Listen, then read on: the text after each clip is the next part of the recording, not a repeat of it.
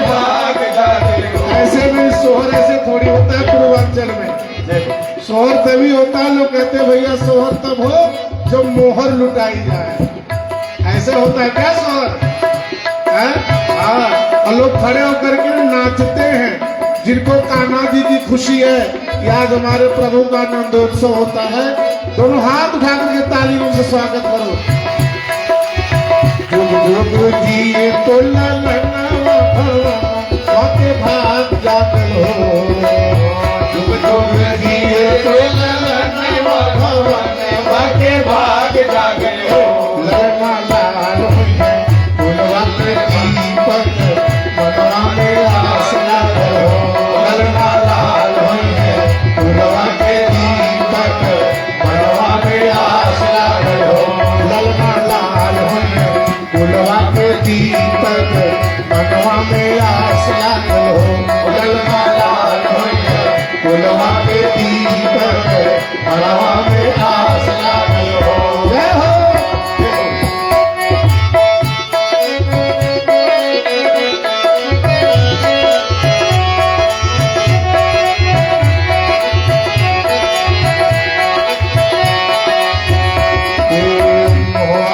सूरज near हुआ तो सूरज near अखिया चकोर बाटे हो।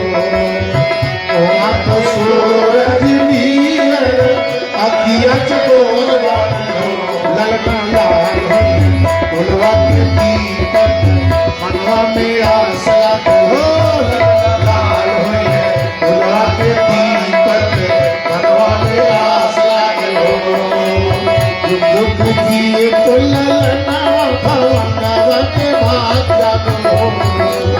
जुग जिए तो ललनावा भवनवा के भाग जागल हो। ललना लाल होइए फुलवा के दीपक मनवा में आस लागल हो। ललना लाल होइए फुलवा के दीपक मनवा में आस लागल हो। अधन लुटावेली माई तो बाबू खूब नाचत बाड़े हो। अंधन लुटावेली माई तो बाबू खूब नाचत बाड़े हो। यशोदा मैया अंधन लुटा रही है, आनंद बाबा नाच रहे हैं। अंधन लुटावेली माई तो बाबू खूब नाचत बाड़े हो। अंधन लुटावेली माई तो बाबू खूब नाचत बाड़े हो। ललना लाल होइए फुलवा के दीपक मनवा में आस लागल हो। ललना लाल होइए फुलवा के दीपक मनवा में आस लागल हो। जुग जुग जिए तो ललनावा भवनवा के भाग जागल हो। जुग जुग जिए तो ललनावा भवनवा के भाग जागल हो। ललना लाल होइए फुलवा के दीपक मनवा में आस लागल हो। ललना लाल होइए फुलवा के दीपक मनवा में आस लागल हो। ललना लाल होइए फुलवा के दीपक मनवा में आस लागल हो। ललना लाल होइए फुलवा के दीपक मनवा में आस लागल हो। भगवान की छठी पूजी गई, सोहर हुआ। छठी पूजने के बाद इधर मथुरा के अंदर जैसी योग माया ने आकाशवाणी कर करके विंध्याचल पर्वत पे देवी चली गई हैं, कंस बड़ा विचलित हो गया। बड़े बड़े असुरों को अपने पास बुलाया, आपातकालीन मीटिंग की, इमरजेंसी मीटिंग बुला ली। उस आपातकालीन मीटिंग के अंदर, उस सभा के अंदर पूतना नाम की एक राक्षसी भी आई हुई है। कंस ने सबसे मंत्रणा करी कि पृथ्वी पे इस समय जितने बालक हुए हैं जो 1 वर्ष से छोटे हों, सबको मार दो। तो पूतना खड़ी होकर के कहती है, बोला महाराज ये कार्य आप मेरे को दे देना, मैं इस कार्य को भली भांति पूरा कर सकती हूं। तो कंस ने कहा कि जाओ इस कार्य को पूरा करो। अब पूतना मथुरा से रवाना हो चुकी। और पृथ्वी के ऊपर 1 वर्ष से कम आयु के जितने बच्चे हैं उन सब का संहार करते हुए आगे बढ़ रही है। इधर गोकुल के अंदर छठा दिन आ गया। छठे दिन नंद बाबा कंस को टैक्स देने के लिए, कर चुकाने के लिए आज मथुरा जा रहे हैं। बैलगाड़ी में मक्खन, दही, दूध, खोया, ये सब वस्तु साथ में लिए मथुरा के अंदर इसको बेचूंगा और बेच करके कंस के खजाने में अपना कर चुकाऊंगा, अपना टैक्स चुकाऊंगा। ऐसा विचार करके नंद बाबा आज गोकुल से मथुरा में आ गए हैं और पीछे से आज पूतना को शुभ अवसर प्राप्त हुआ। 16 श्रृंगार कर करके पूतना चली नंद भवन की ओर। चली करके 16 श्रृंगार रे, चली करके 16 श्रृंगार रे, चली करके 16 श्रृंगार रे, चली करके 16 श्रृंगार, हाँ चली करके करके करके 16 श्रृंगार रे, चली करके 16 श्रृंगार रे। इसकी चाल अजब, इसकी चाल अजब, इसकी चाल अजब, इसकी ढाल अजब, इसकी ढाल अजब, इसकी चाल अजब, इसकी चाल अजब, इसकी ढाल अजब, इसकी ढाल अजब। देखो कैसी अलबेली नार रे, देखो कैसी अलबेली नार रे, देखो कैसी अलबेली नार रे, देखो कैसी अलबेली नार रे। चली करके 16 श्रृंगार रे, चली करके 16 श्रृंगार रे, चली करके 16 श्रृंगार। 16 श्रृंगार कर करके पूतना नंद भवन में पहुंची और जैसे नंद भवन में पहुंची तो छठी पूजी हुई है। घर के अंदर गोपियां आई हुई हैं। आंगन के नंद भवन के आंगन में चौकी के ऊपर यशोदा बैठी हैं, गोद में लाला है और सब गोपियां चारों तरफ घेरा डाल के यशोदा जी के पास बैठी हुई है। जैसे 16 श्रृंगार कर करके ये पूतना नंद भवन में प्रविष्ट हुई है और प्रविष्ट होते ही डांटना शुरू कर दिया। किसको? तो पहले तो गोपियों को डांटा। ये गोपियों, तुम्हें मालूम नहीं जच्चा को इतनी इतनी देर तक कोई बिठा करके रखता है? भला इतनी देर तक जच्चा बैठी रहेगी तो उसके कमर में दर्द हो जाएगा। और जब तक तुम बैठी रहोगी तो ये तो अपने शयन कक्ष में जा नहीं सकती, उसको तो बैठना पड़ेगा ना। जाओ तुम लोग सब अपने अपने घर जाओ, यशोदा को आराम करने दो। और यशोदा की तरफ देखते ही बोले कि ये बहना, ये क्या? कोई बैठा तो बैठा रहे, तेरे को तो अपने भीतर जाके आराम करना चाहिए, अपने सेहत का ध्यान करना चाहिए। अरे 80 साल की हो गई, बालक ना हुआ कोई बात नहीं, बारात नहीं गए, विवाह नहीं हुआ तो क्या हुआ, बारात तो गए हैं। तेरे नहीं हुआ लेकिन देखा तो समाज में जच्चा को कैसे रखा जाता है। लाला को मेरे को दे और तू जा भीतर जा करके आराम कर। अब पूतना ने लाला को अपने गोद में ले लिया। यशोदा भी सोच रही ये कौन सी बहन आ गई भाई। अब बधाइयां देने आ रही हैं, होंगी कोई दूर की मौसी की, फूफी की, दूर की रिश्तेदार। इतने अधिकार से बोल रही हैं तो जरूर अपनी ही कोई होगी। कोई अपना होता वही बोलता है, पराया तो कोई किसी को बोलता नहीं। हम लोग गली से निकल के जाते हैं, यदि अपना बच्चा कुछ गलती करते हुए लगता है या जिस बच्चे को हम अपना मानते हैं उसको कुछ गलत करते हुए देखते तो उसको डांटते हैं। वही हम किसी को अपना नहीं मानते और वहां बच्चा कुछ भी कर रहा हो, कितना भी इंजन बना हुआ धुआं निकाल रहा हो, हम बिल्कुल नहीं टोकते उसको कि भाई तू इंजन क्यों बन रहा है, क्यों इतना धुआं निकाल रहा है। हमें क्या?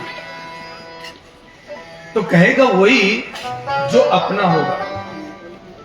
इसलिए यदि हमारे बच्चे को कोई कुछ डांटता है ना तो कभी बुरा मत मानो, बल्कि आपको खुश होना चाहिए कि कोई तो है जो हमारे बच्चों को अपना समझता है।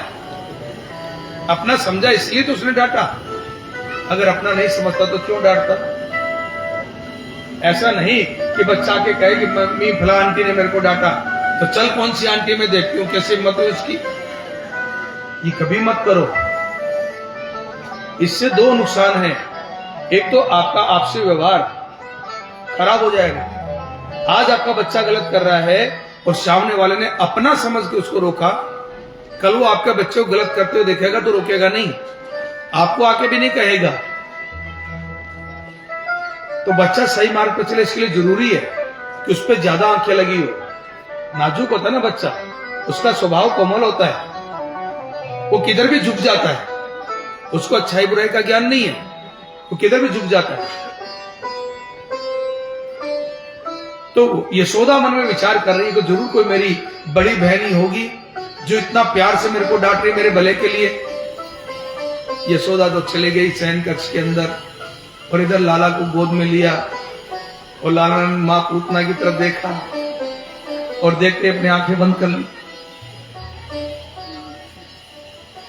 ऋषि लोग कहते हैं कि लाला ने सोचा कि ऐसे घर में जा रहा हूं जहां पे लाखों लाख गैया हैं, यहां खावे को तो दही मिलेगो, माखन मिलेगो, और यहां पहली भेंट मिल रही है वो हलाहल विष। पूतना तो अपने छाती पे झड़ लगा के आई है, लाला को मारने आई है। कंस की भेजी हुई राक्षसी है। कंसे ना प्रियता गोरा पूतनाम बाल घातनी, ये तो बालकों को मारने वाली है। तो संत बोले नहीं नहीं, इसलिए आंखें बंद नहीं की होगी। तो बोले किस लिए आंखें बंद की होगी? बोले प्रभु सोच रहे होंगे ये है कौन जो बन करके तुम मौसी आई है और जहर देने आई है कौन ये? मौसी मां के जैसी, मासी मां के जैसी, मां के समान। तो ये मां के समान बन करके आई है, ये है कौन? तो ऋषि लोग कहते हैं बोले इसमें सोचना क्या, ये तो भगवान का आशीर्वाद दिया हुआ है, तो भगवान की लीला है, भगवान ने जो दिया वही हो रहा है, भगवान की लीला है। बोला भगवान की लीला? बोला हाँ। बोले ये कौन सी लीला है? तो बोले ये वामन अवतार लीला है। बोला वामन अवतार लीला? बोला हाँ। जब भगवान वामन बनकर के राजा बलि के दरवाजे पे गए थे तो यज्ञशाला के अंदर राजा बलि, इनकी पत्नी जिनका नाम था विंध्यावली और उनकी पुत्री जिसका नाम था रत्नमाला, ये तीनों एक साथ बैठे हुए थे। अब ठुमक ठुमक करके वामन भगवान आए छतरी हाथ में लेकर के, तपे हुए सोने के जैसा इनका रंग।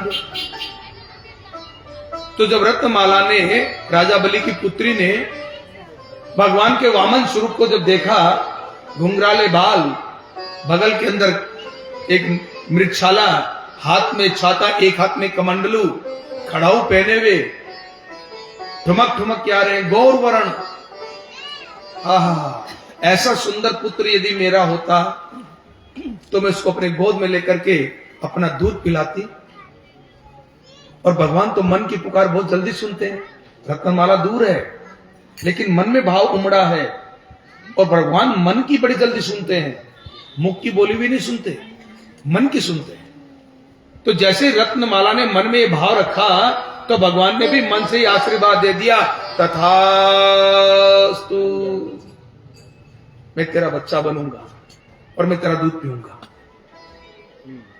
जब भगवान 3 पांव भूमि मांग करके और 2 पांव के अंदर 14 लोग को नाप गए, एक पांव में नीचे के लोग अत्तल, वित्तल, सुतल, तलातल, रसातल, महातल और पाताल, 7 लोग को नाप दिए। और दूसरे पांव से भूलोक पृथ्वी, भूलोक, भुवलोक, स्वलोक, महलोक, जनलोक, तपलोक और सत्यलोक, जिसको आप कहते हैं गौलोक, यहां तक के 7 लोग दूसरे पांव में नाप दिए।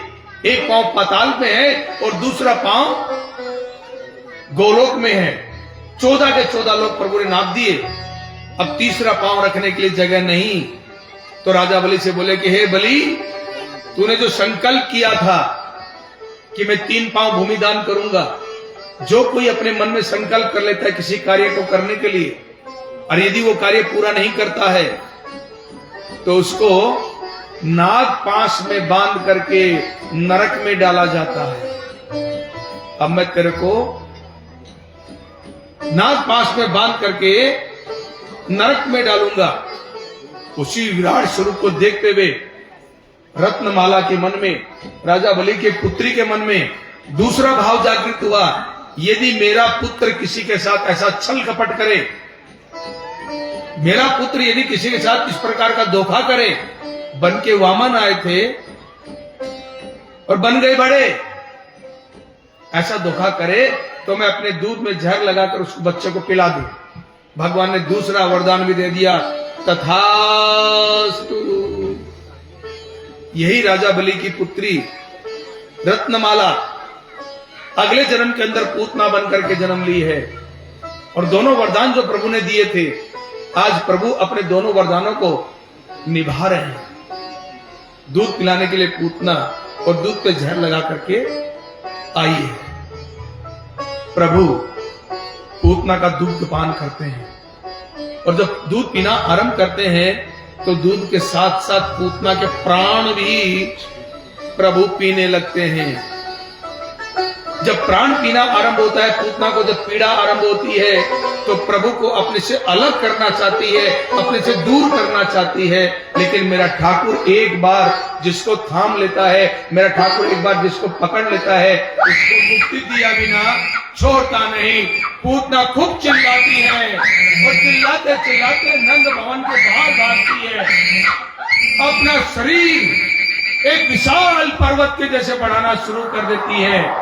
प्रभु दूध के साथ साथ पूतना के प्राण पी जाते हैं और प्रभु ने पूतना को वो गति प्रदान की है जो गति उन्होंने मां यशोदा के लिए और मां देवकी के लिए सोच रखी है।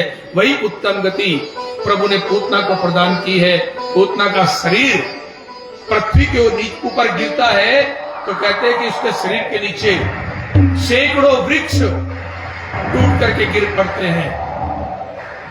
जैसे ही पूतना का शरीर पृथ्वी पे गिरा तो मानो पूरा गोकुल के अंदर, ब्रज मंडल के अंदर भूकंप आ गया। वसुदेव जी ने भी यह अनुभव किया है।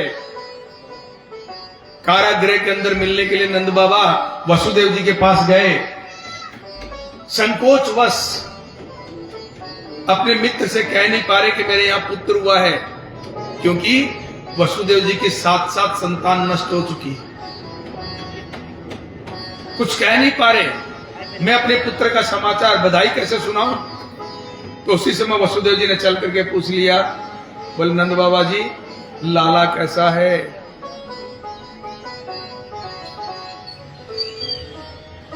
बोला वो तो आप ही का है। नंद बाबा के मुख से निकला, ये आप ही का तो है।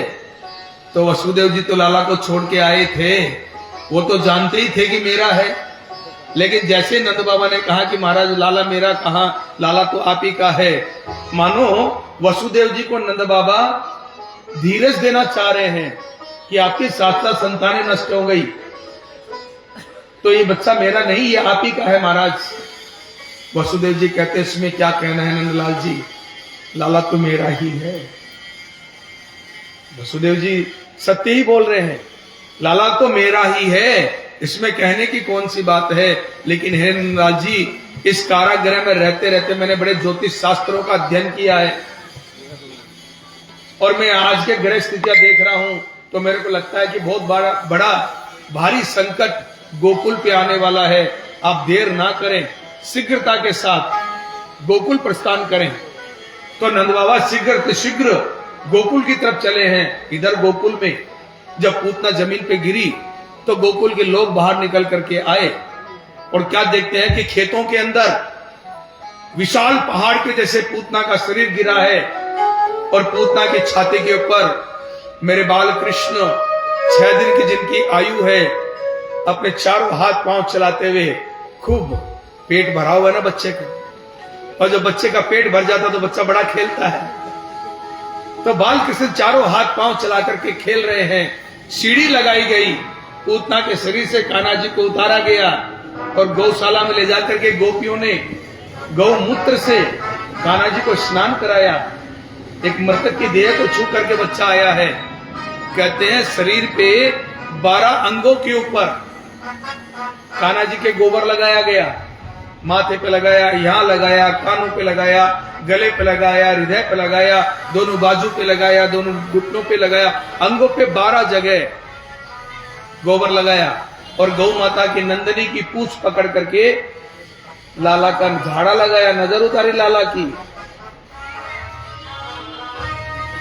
तब पूतना के शरीर के सैकड़ों टुकड़े किए हैं और जो पेड़ पूतना नीचे गिर करके टूटे उन्हीं से उसकी चिता बनाई।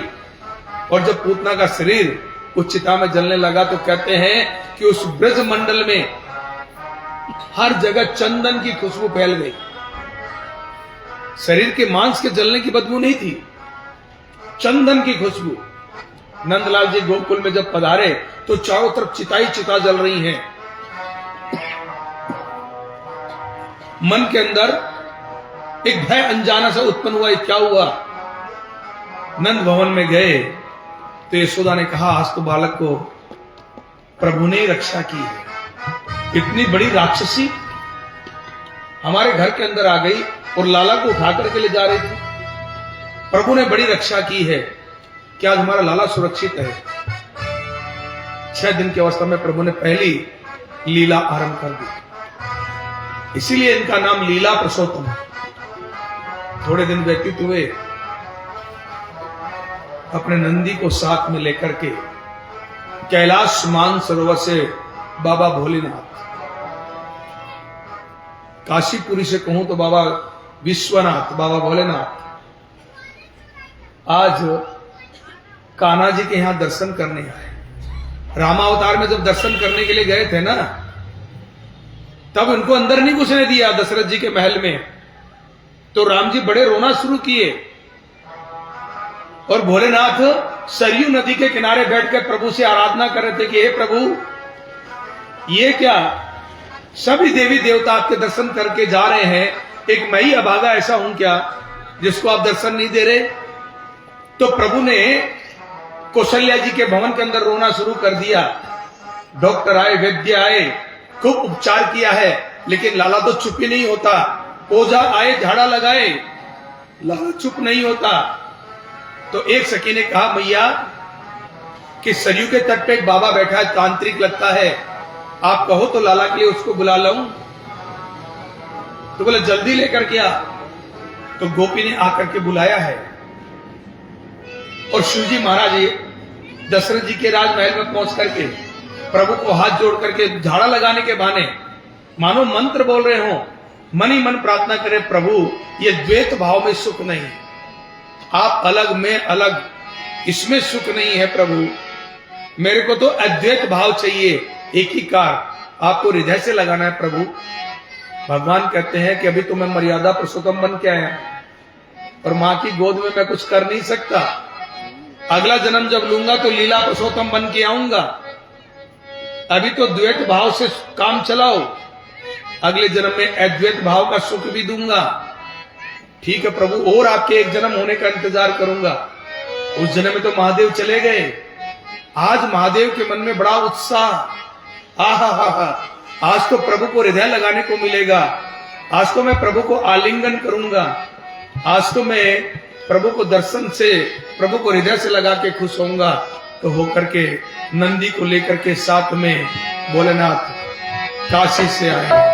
लेके नंदी जी को साथ जय हो बाबा शंकर भोलेनाथ, लेके नंदी जी को साथ बाबा शंकर भोलेनाथ, काशी नगरी से आया शिव शंकर, लेके नंदी जी को साथ बाबा शंकर भोलेनाथ, काशी नगरी से आया शिव शंकर।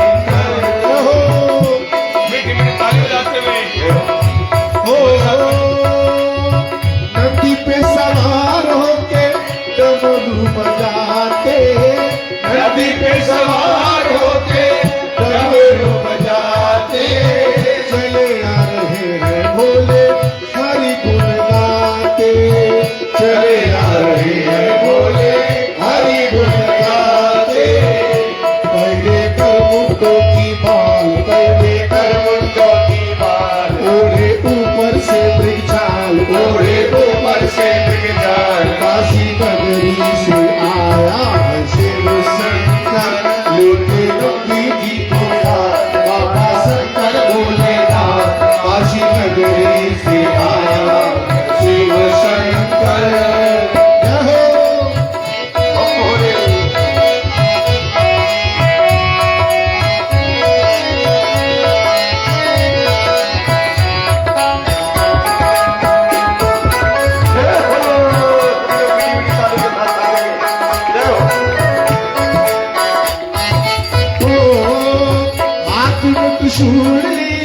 हंसमी रमाए हाथ में त्रिशूल लिए हंसमी रमाए होली गले में डाल गोकुल में आए होली गले में डाल गोकुल में आए पहुंचे नंदी जी के द्वार पहुंचे नंदी जी के द्वार शिव जी बोले बार बार शिव जी बोले बार बार काशी नगरी से आया शिव शंकर लेके नंदी जी को साथ बाबा शंकर भोलेनाथ काशी नगरी से आया शिव शंकर ओ कहाँ यशोदा तेरा कृष्ण कन्हैया कहाँ होगा तेरा कृष्ण कन्हैया दर्शन करा दो रानी ले उबलैया दर्शन करा दो रानी ले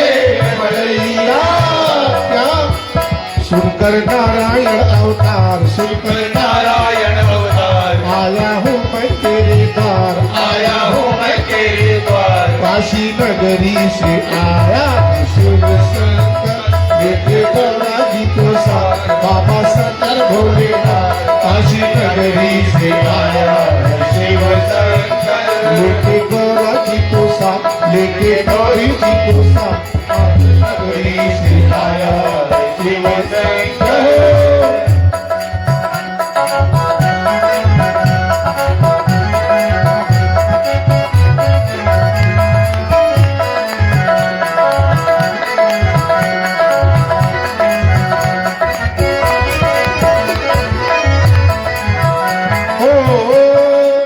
देख के यशोदा बोली जाओ जाओ जाओ देख के यशोदा बोली जाओ जाओ जाओ द्वार पे हमारे नहीं डमरू बजाओ द्वार पे हमारे नहीं कमर बजाओ डर जावेगा मेरा लाल डर जावेगा मेरा लाल देखो सरकों की जो माल देखे सरकों की जो मार काशी नगरी से आया शिव शंकर लेके नंदी जी को साथ बाबा शंकर भोलेनाथ काशी नगरी से आया शिव शंकर हो हंस के जोगी बोला सुनो महारानी हंस के जोगी बोला सुन महारानी तरस करा दो मुझे होगी मेहरबानी तरस करा दो मुझे होगी मेहरबानी क्यों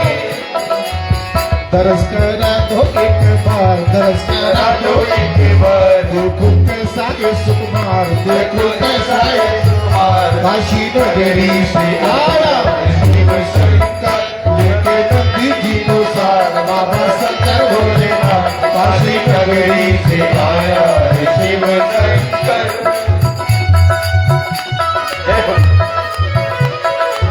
हो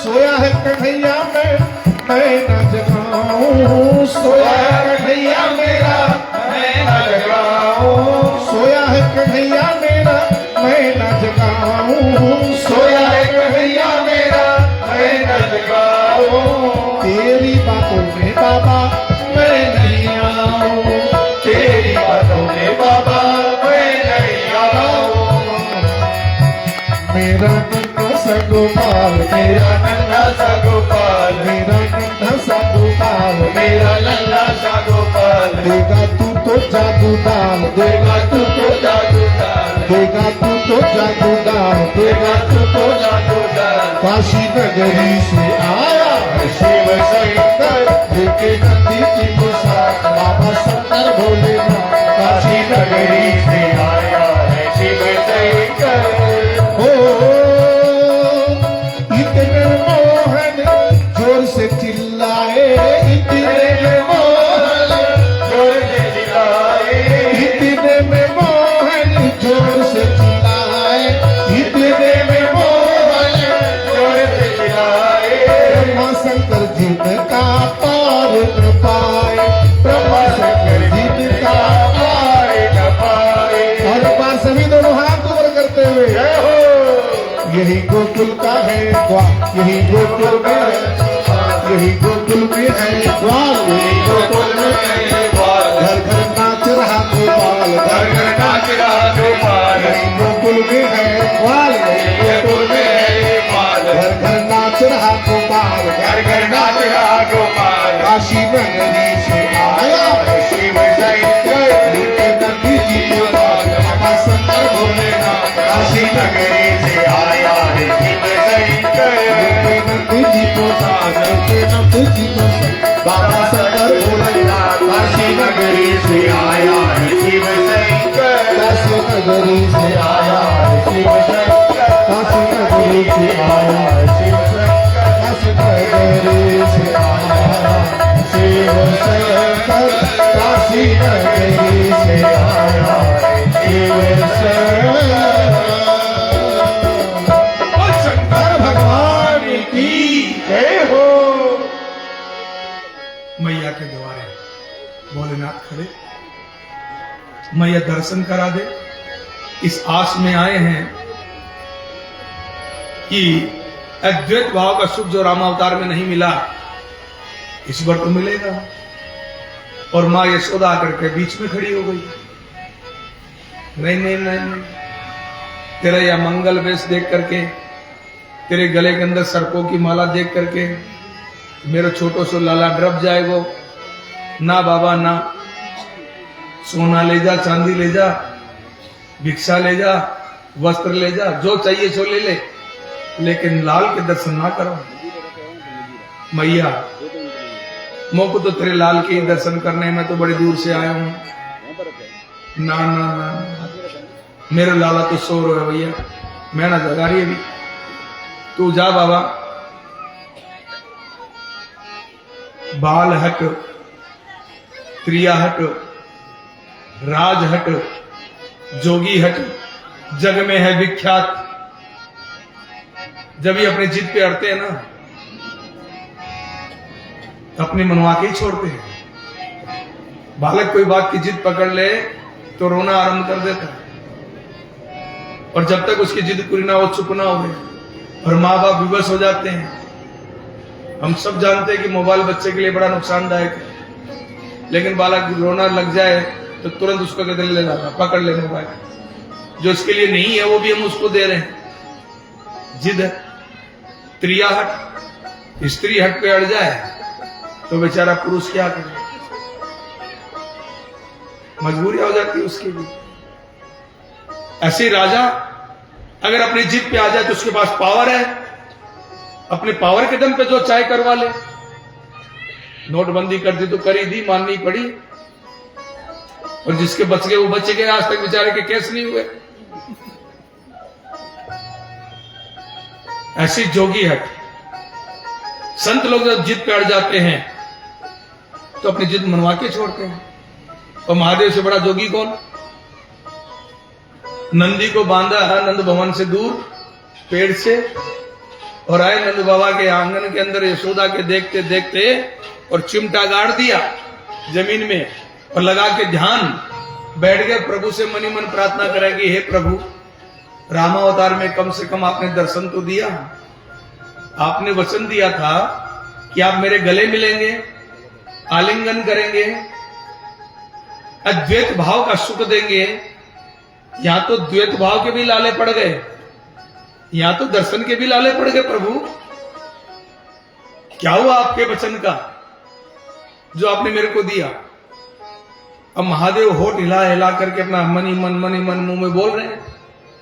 ये यशोदा जी देख रही है कि बाबा कुछ मंत्र पढ़ रहा है, और जैसे कहा कि प्रभु आपके वचन का क्या हुआ, तो बालक के पास तो एक ही ब्रह्मास्त्र होता है, वो ब्रह्मास्त्र होता है रोना। अब कान्हा ने रुदन मचाना आरंभ कर दिया। यशोदा जी चुप कराने का लाख प्रयत्न करे, लेकिन इधर शिव जी जो जो प्रार्थना ज्यादा बढ़ावे, क्यों तो लाला का रोना बढ़े। एक गोपी आके कही, बोले मैया ये बाबा बड़ा चमत्कारी है। बोले कैसे? बोले आ मेरे साथ, नेक इधर। तो यशोदा आई और देखी, बोले देख जैसे जैसे इसके होठ ज्यादा हिलेंगे ना, तैसे तैसे लाला ज्यादा रोएगो। अब महादेव प्रार्थना करे, प्रभु आपके वचनों का क्या हुआ? प्रभु अद्वैत भाव का सुख देने वाले थे, देव भाव के भी लाले पड़ गए तो लाला और जोर से रोवे। महादेव कहे प्रभु आपके वचन का क्या हुआ, तो लाला और जोर से रोवे। बोला कह तो सकी तू ठीक रही है, नेक जाती हूं मनाती हूं बाबा को। यशोदाई महादेव के पास बोले बाबा ये अपने तंत्र मंत्र को छोड़ दे, देख तेरे को लाला के दर्शन करने हैं ना, मैं तेरे को दर्शन करवाऊंगी, लेकिन दूर से, पास लेकर के नहीं आऊंगी। तेरे को पास से लाला देखेगा तो जटाजूट, माथे के ऊपर गंगा और गले के अंदर वासुकी नाग, सर्प और बिच्छुओं के आभूषण को भोलेनाथ के, डर जाएगा मेरा लाला, तो दूर से दर्शन कराऊंगी। बोला चल मैया दूर से ही करवा। महादेव भी थक गए, अरे नहीं आलिंगन हुआ न अद्वैत भाव का सुख मिलेगा, कम से कम द्वैत भाव का सुख तो मिलेगा। इधर और थोड़ी जगह है, आप लोग थोड़ा थोड़ा 100 ग्राम और बैठे हुए। हाँ बिल्कुल, क्योंकि पीछे बिल्कुल जगह समाप्त हो गई है, तो इस पोर्शन को घेरो, जितना घेर सकते हो घेरो। है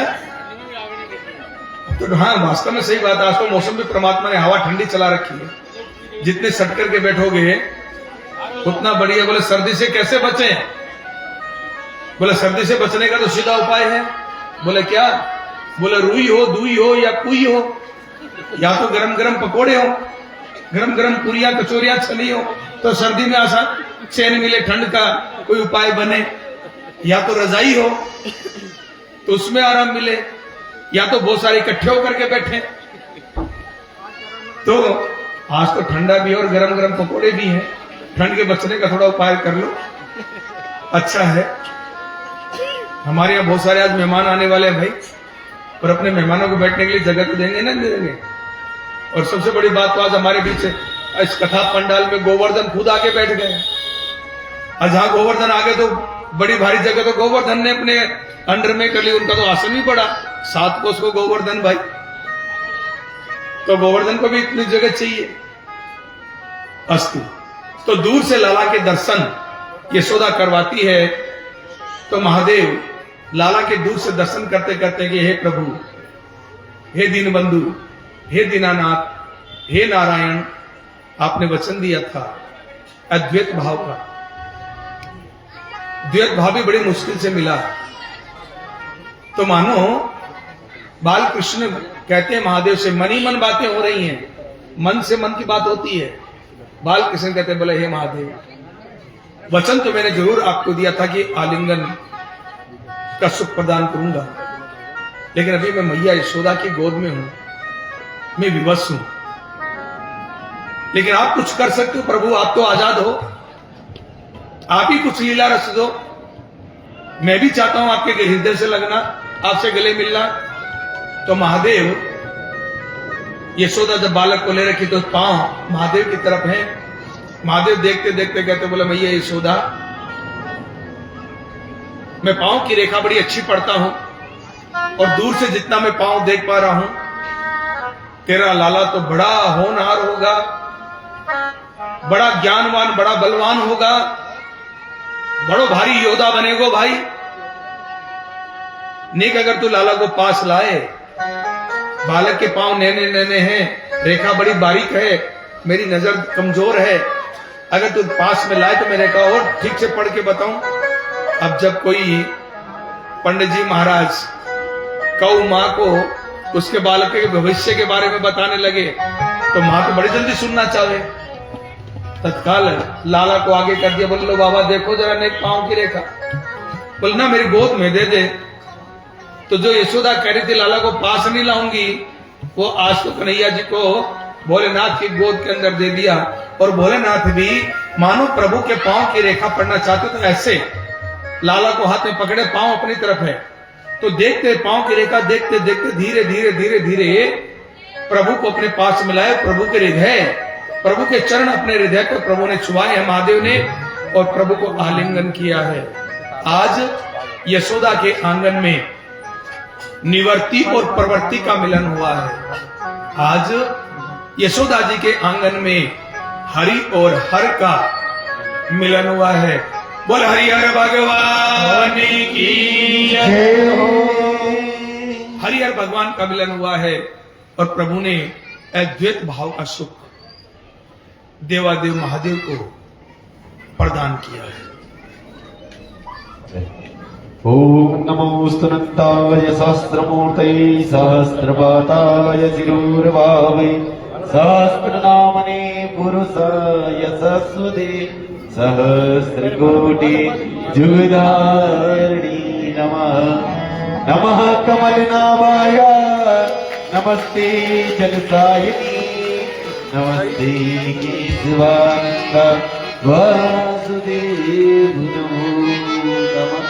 बोल व्यास जी महाराज की जय हो। बोल सुखदेव जी महाराज की जय हो। श्रीमद् भागवत महापुराण की जय हो। हरि हरि एक है दोनों, हरि हर एक है दोनों, न एकम है न ओकम। हरि हर एक है दोनों, न एकम है न ओकम। हरि हर एक है दोनों, हरि हर एक है दोनों, न एकम है न ओकम है। हरि हर एक है दोनों, न एकम है न ओकम है।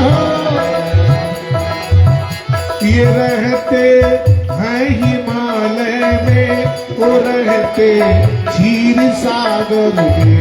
ये रहते हैं हिमालय में, वो रहते क्षीर सागर में। ससुर घर दोनों रहते हैं, ससुर घर दोनों रहते हैं, न ये कम है न वो कम है। ससुर घर दोनों रहते हैं, न ये कम है न वो कम है। हरि हर एक है दोनों, हरि हर एक है दोनों, न ये कम है न वो कम है। हरि हर एक है दोनों, न ये कम है न वो कम है। राधे हे हो।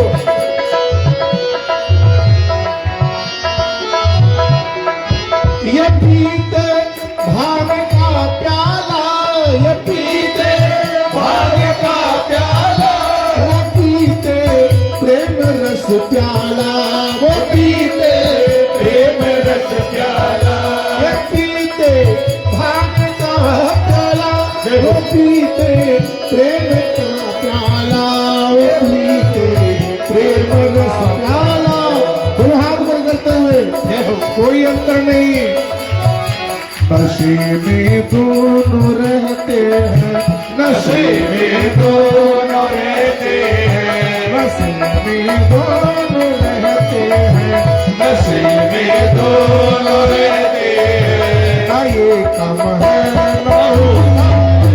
नशे में दोनों रहते हैं, न ये कम है न वो कम है। हरि हर एक है दोनों, हरि हर एक है दोनों, न एकम है न वो कम है। हरि हर एक है दोनों, न एकम है न वो कम है। उमा की बात ये माने, रमा की बात वो माने। उमा की बात ये माने, रमा की बात वो माने। उमा की बात ये माने, रमा की बात वो माने, रमा की बात वो माने। पिया की मान करने में, पिया की मान करने में, न ये कम है न वो कम है। पिया की मान करने में, न ये कम है न वो कम है। हरि हर एक है दोनों, हरि हर एक है दोनों, न ये कम है न वो कम है। आज यशोदा जी के घर आंगन के अंदर हरि और हर का मिलन हुआ है। एक मिलन रामावतार में हुआ था, राम जी का और भरत जी का, और आज कृष्ण अवतार के अंदर निवर्ती और प्रवर्ती का मिलन है। निवर्ती महादेव हर चीज से, हर विषय से, हर वस्तु से निवर्त है, और प्रवर्ती स्वयं भगवान नारायण जो कि हर कण कण के अंदर व्याप्त है। एक निवर्ती है तो दूसरी प्रवर्ती है। एक हरि है अर्थात कान्हा जी, और एक हर है महादेव। निवर्ती और प्रवर्ती का मिलन, हरि और हर का मिलान आज यशोदा जी के आंगन में हुआ है। दोनों एक दृष्टि से जब देख रहे हैं, संत लोग जब इस मिलन को, इस आलिंगन को जब देख रहे हैं, तो हरि और हर दोनों एक हैं, दोनों में कोई फर्क नहीं। अगर एक भांग का प्याला पीता है, जहर का प्याला पीने वाला है, तो एक प्रेम रस का प्याला पीने वाला है। एक रमा की मानने वाला है तो एक उमा की मानने वाला है। दोनों के अंदर कोई भेद नहीं है, दोनों वस्तुतः एक ही है। हरि और हर का मिलन हुआ है। अब कान्हा जी 108 दिन की आयु हो गई है। घर में नंद बाबा के यहां पूतना के मरने के बाद कोई उत्सव मना ही नहीं। आज नंद के लाला पालना में हैं और गोपियां प्रभु के पगों का दर्शन करती हैं। प्रभु को देखने के लिए आई हैं गोपियां। बाल कृष्ण के दर्शन देखो किस प्रकार से गोपियां दर्शन करती हैं। पहले उन दर्शन को देखो, फिर हम लाला को पालने में झुलाएं। अंग प्रति अंग का दर्शन। गोपियां आकर के झूले के पास खड़ी हैं। एक गोपी कहती हैं, बोले ए सखी, बोले कारी, बोले देख नंद के लाला को। बोले देख तो रही हूं, का देखो? बोले देख इसके कितने नैने नैने पांव हैं। तो दूसरी गोपी कहती है, बोले देखना ये नैने नैने पांव कितने लाल लाल हैं। तो तीसरी गोपी कहती है कि नेक नाखून लग जाए तो मानो लहू निकल जाए, इतने लाल है। तो गोपी कहती देख इसकी अंगुरियां कितनी छोटी छोटी हैं। जैसे गोपियों ने कहा कि इसकी अंगुरियां कितनी छोटी छोटी है, तो धीरे से कान्हा जी ने अपने पांव की अंगुरी को यूं हिला दिया। और जैसे कान्हा जी ने पांव की अंगुरी हिलाई तो गोपी कहती देख देख देख देख सखी, अभी लाला ने अपनी अंगुरियां हिलाई। तो तीसरी गोपी आगे बढ़ती हैं, अंग प्रति अंग का दर्शन करते हुए लाला के मुखार मंडल पे आती हैं। बोले देख इसके होठ कितने छोटे छोटे पतले पतले हैं। तो तीसरी गोपी कहती है, बोले कि इसके तो होठ ऐसे लगता है जैसे यशोदा ने लाली लगा दी हो, इतने लाल लाल हो। प्रभु ने धीरे से मुस्की मार दी। देख देख देख अभी प्रभु मुस्कुराए, अभी मुस्कुराए। गोपियां प्रभु के दर्शन कर ही रही हैं कि प्रभु करवट बदल दिए। 108 दिन के कान्हा अपने आप करवट बदल दिए। जैसे ही करवट बदले तो गोपियों ने यशोदा जी को पुकारा, ए यशोदा आज जल्दी आ, देख आज लाला ने करवट बदली। जब किसी कार्य को बच्चा पहली बार करता है ना, तो माता पिता का, हम समाज वालों का, परिवार वालों का बार बार उस क्रिया को बच्चे के द्वारा करने का, देखने का मन करता है। जब बच्चा पहली बार बोलता है मां, तो बच्चा तो एक बार मां बोलता है, लेकिन मां खुद को 100 बार मां बोलती है। जैसे बच्चा बोलता है मां, तो ये मां सब सुनने के लिए मां बार बार करती, बोल लाला मां, बोल लाला मां, मां मां मां। मां कई बार मां बोल लेती है, तब बच्चा एक बार बोलता है मां। बड़े कान ललायत होते हैं। आज तो यशोदा जी बड़ी खुश है, बड़ी प्रसन्न है, और नंद बाबा को बुला के कहती हैं कि कोई उत्सव बड़े दिनों से बालक के लिए हुआ नहीं है, तो आज तो नंद उत्सव मनाना चाहिए। तो चंदन के पल्ले के अंदर जिसमें रेशम की डोरी लगी हुई है, लाला को ला करके आंगन में सुला दिया, और यशोदा गोपियों के साथ में लाला को झूला झुला रही हैं। चंदन का है पलना रेशम की है डोर नंद भवन में झूला झूले नटवर नंद भवन में झूला झूले नटवर नंद किशोर हे चंदन का है पलना पलना पलना चंदन का है पलना रेशम की है डोर नंद भवन में झूला झूले नटवर नंद किशोर नंद भवन में झूला झूले नटवर नंद किशोर देखी यशोदा मैया आज मैया आज खुशी छाई है आज खुशी छाई है गोकुल के चारों ओर नंद भवन में झूला झूले नटवर नंद किशोर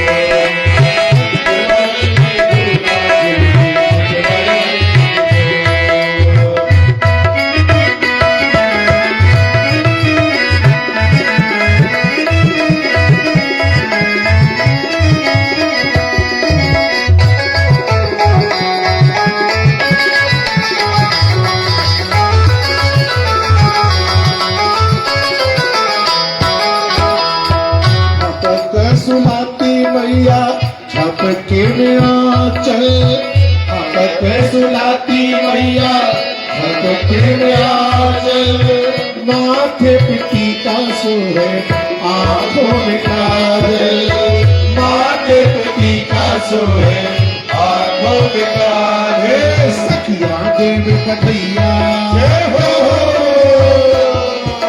सखिया देव बधैया यशोदा के रूपो नंद भवन में झूला झूले नटवर नंद किशोर नंद भवन में झूला झूले नटवर नंद किशोर देख ही डोला सखी नंद नंदन को देख ही डोला सखी नंद नंदन को दर्शन करने जाए चंद्रमुखन को दर्शन करने जाए चंद्रमुखन को बुझिए यशोदा बुझिए यशोदा तेरा माखन चोर नंद भवन में झूला झूले नटवर नंद किशोर नंद भवन में झूला झूले नटवर नंद किशोर नंद भवन में झूला झूले नटवर नंद किशोर नटवर नंद किशोर नंद की लाला की जय हो। नंद उत्सव मन रहा था कन्हैया जी का पलना नंद बाबा ने अपने आंगन में बैलगाड़ी के नीचे रख दिया। क्यों? जब प्रभु ने करवट ली उस समय नंद बाबा मथुरा जाने वाले थे दही घी मक्खन बेचने के लिए। बैलगाड़ी के अंदर सब सजा दिए। इस बैलगाड़ी को बोलते हैं सकट।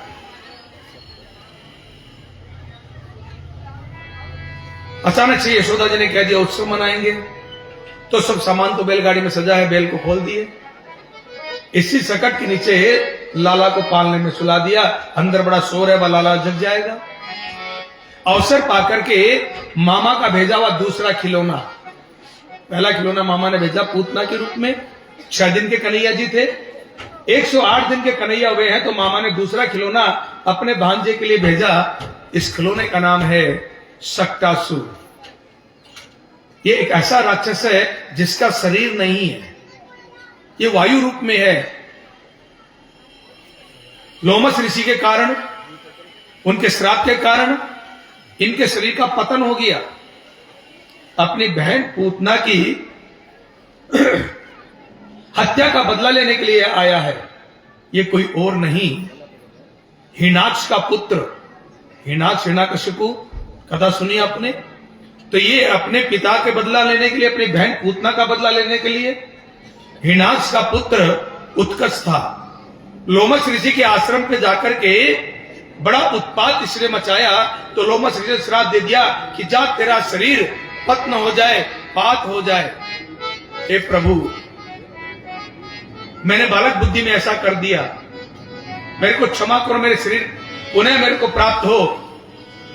तो लोमस ऋषि ने कहा कि शरीर तो तेरे को प्राप्त नहीं होगा, लेकिन मैं तेरे को आशीर्वाद प्रदान करता हूं।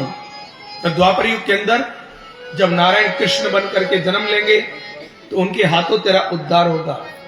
यही सक्तासुर जो वायु रूप में है, सकट के ऊपर बैलगाड़ी के ऊपर आकर के अपना दबाव बनाया, तो बैलगाड़ी लाला के पालने तक झुकती चली आई।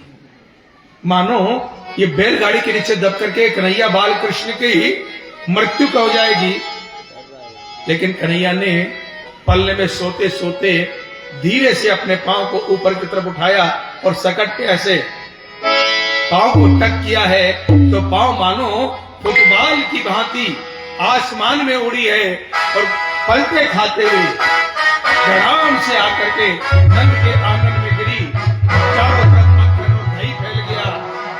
ग्वाल बाल दौड़ते दौड़ते गए, बोले मैया मैया मैया। बोले कहा भयो? बोले तेरे लाला ने जो लात मारी तो सकट आसमान में उड़ गयो। अब 108 दिन का बच्चा, 3 महीना 18 दिन का बच्चा, कौन कल्पना करे कि लात मारे तो बैलगाड़ी को उड़ा देवे। लेकिन बाल कृष्ण ने पग पग पे बताया है कि मैं कोई साधारण बच्चा नहीं, मैं तो लीलाधारी हूं, मैं लीला पुरुषोत्तम हूं, मैं मर्यादा पुरुषोत्तम नहीं। 6 महीने के हुए मां की गोद में बैठ के दूध पी रहे हैं कि प्रभु ने आज अचानक से अपना वजन बढ़ाना आरंभ कर दिया। ये मामा ने तीसरा खिलौना भेजा है। कन्हैया ने देखा तीसरा खिलौना मामा ने का भेजा हुआ आ रहा है, मां की गोद में रहूंगा तो खिलौने से खेल नहीं पाऊंगा। बच्चा कब खेलता है? जब बच्चे को आंगन में अकेला छोड़ दिया जाता है और सामने खिलौना हो, तब बच्चा खिलौने से खेलता है। मां की गोद में बच्चा कभी खिलौने से नहीं खेलता। तो मां की गोद से दूर रखना है, तो दूध पीते पीते कन्हैया ने वजन बढ़ाया। तो आज तो मां यशोदा को लग रहा है कि आज मेरी गोद में कोई बड़ा भारी पत्थर पड़ा हुआ है। उठा करके कन्हैया को आंगन में छोड़ा। उसी समय में तृणावर्त बमंडल का रूप लेकर के आया है, कन्हैया को अपने अंदर समेट करके ले गया, अपने अंदर उड़ा करके ले गया। कन्हैया उस बमंडल के साथ घूमते घूमते तृणावर्त की गर्दन पकड़ी है और गर्दन पकड़ करके प्रभु ने उसका उद्धार किया। राम नारायण। 6 महीने के होते होते तो मामा के भेजे हुए 3 खिलौने कन्हैया ने तोड़ डाले। ना मामा कम ना भांजा कम। मामा ने भेजने में कमी नहीं थी और भांजे ने खिलौने तोड़ने में कमी नहीं रखी। बच्चे का स्वाभाविक आदत है। बच्चे के पास जब नया खिलौना आता है ना, तो थोड़ी देर तो मन भर के खेलता है, और खेलते खेलते जब बालक का मन भर जाता है ना, तो क्या करता है, उस खिलौने को फेंक करके तोड़ देता है। टूटेगा तभी तो नया आएगा। मानो ये उसी का संकेत देता है कि अब ये बहुत खेल लिया इस खिलौने से, अब कोई नया खिलौना चाहिए। 6 महीने के कन्हैया का नामकरण संस्कार गर्गाचार्य ने किया है। यशोदा के गोद के अंदर कृष्ण और बलराम का नामकरण संस्कार हुआ। बलराम जी का नाम रखते हुए गर्गाचार्य कहते हैं बलस्य अधिकम बलम। इसके अंदर बल से भी ज्यादा बल है, इसलिए इसका नाम बलराम होना चाहिए। और कन्हैया जी को देखते हैं और कन्हैया जी को देख करके गर्गाचार्य ऋषि कहते हैं कि एक जन्म के अंदर लाल, एक जन्म के अंदर पीला और एक जन्म के अंदर कृष्ण श्याम वर्ण में रहा है, इसलिए इसका नाम कृष्ण होना चाहिए। शुक्लो रक्त तथा पीतम इदानी कृष्णम गतः। एक शुक्ल वर्ण लेकर के आए तो कौन शुक्ल रूप कौन सा हुआ? सफेद रंग, शुक्ल बोलते हैं सफेद को। सफेद रंग के प्रभु कब हुए? वाराह भगवान की शुक्र रूप में आए ना। सुअर कैसा होता है देखते हो ना, सफेद बाल होते हैं सुअर के सारे। तो शुक्ल वर्ण और दूसरो रक्त वर्ण, लाल रंग के भगवान ने अवतार लिया। कब? तो नरसिंह भगवान की।